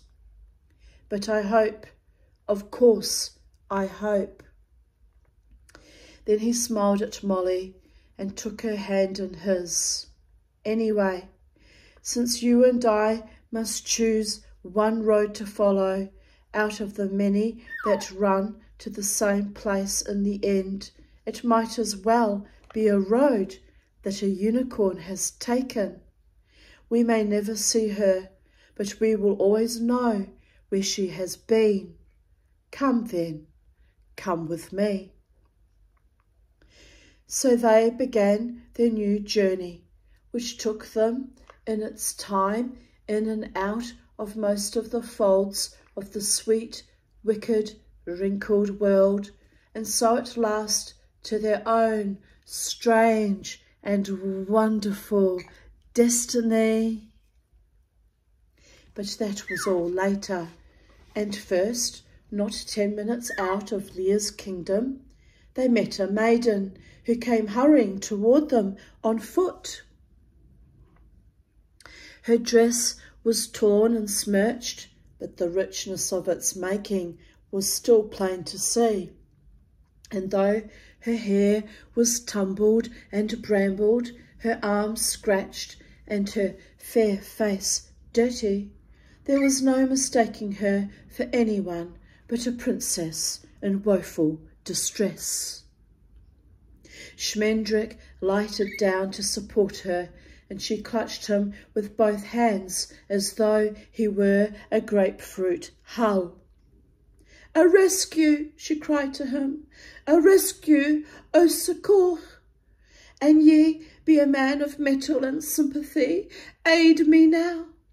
I hight the Princess Alison Jocelyn, daughter to good King Giles, and him foully murdered by his brother, the bloody Duke Wolf, who hath taken I throw the K in because I'm English and all. No, I'm not English, but you know what I mean. Only an Englishman would do that.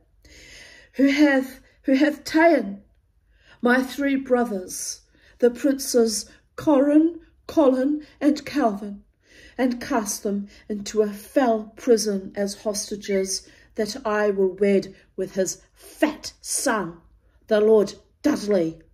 But I bribed the sentinel and sopped the dogs. But Schmendrick, the magician, raised his hand, and she fell silent, staring at him in wonder out of wide lilac eyes. Fair princess, he said gravely to her, the man you want just went that way, and he pointed back toward the land they had so lately quitted. Take my horse, and you will be up with him while your shadow is still behind you. He cupped his hands for the Princess Alison Jocelyn, and she climbed wearily and in some bewilderment to the saddle. Schmendrick turned the horse, saying, You will surely overtake him with ease, for he will be riding slowly. He is a good man, and a hero greater than any cause is worth. I'll send all my princesses to him. His name is Lear. Then he slapped the horse on the rump and sent it off the way King Lear had gone, and then he laughed for so long that he was too weak to get up behind Molly and had to walk beside her horse for a while. When he caught his breath again, he began to sing, and she joined with him. And this is what they sang as they went away together out of this story and into another. I am no king, and I am no lord, and I am no soldier at arms, said he. I'm none but a harper, and a very poor harper, that am come hither to wed with ye. If you were a lord, you should be my lord, and the same if you were a thief, said she. And if you are a harper, you shall be my harper, for it makes no matter to me, for it makes no matter to me. But what if it prove that I am no harper, that I lied for your love most monstrously? Why, then I'll teach you to play and sing, for I dearly love a good harp, said she. And thus concludes, I'll show you that it's true, The Last Unicorn by Peter S. Beagle. It's just, well, I got chills, they're multiplying, and I'm losing control. Synchronicities are death-defying, but sometimes they make me spin out of control. So anyway, this concludes The Last Unicorn, The Fantasy Worlds of Peter Beagle. And I told Rati, you probably didn't hear that because it was in between breaks, that the next story I'm thinking about presenting for YouTube World and my 98 subscribers, if they can bear the sound of my voice for this long. It's been a long book, that one. Was I'd like to read, because of inspired by my wonderful Muslim cleaning lady. She's a gorgeous lady. I would like to read, yes, 1001 Nights, or stories from the Scheherazade, and about the jinn and all about those magical creatures that live in the Middle East, and those ancient stories of time travel. And I think they're lovely, and they're worth repeating. You know, my droning quasi-Kiwi Aussie nasal snuffed up voice. So I'm thinking about that. I haven't got a copy of the 1001 Nights, so I'll have to buy a copy. But it's good to have magical stories of fairy tales and things about the fae. And after all, you know, it's where I live, babies. Since I claimed this land as sacred space, and got inspired to start my business as Titania's Realm. Oh, well, anyway, I'm in service to the fae. I don't make any money from all of this, but I'm getting all sorts of rewards that are metaphysical, babies. Worn myself out too, I might add. I've still got to come back, maybe later this evening, and do my readings of even date, so there is that too. So, yes, exhausting, but purposeful and enlightening and inspiring, and a little bit fun too. A little bit of mischief in our world. We all need a little bit of mischief, of the good kind. So on that note, I bid you goodbye for now from Sacred Space. Say goodbye to the people, Charlie. Did you enjoy that story, Charlie? She said, I enjoyed the kisses, and they're trying to steal your chocolate and splashing your water everywhere. I enjoyed that. I know. You're a very creative, magical little bird. Yes, my love. All right. Bye for now. Have a wonderful day. It's a gorgeous day outside. I need to do some major grounding now because I'm tired. And I'll be back later with my readings of even date. Goddess bless always.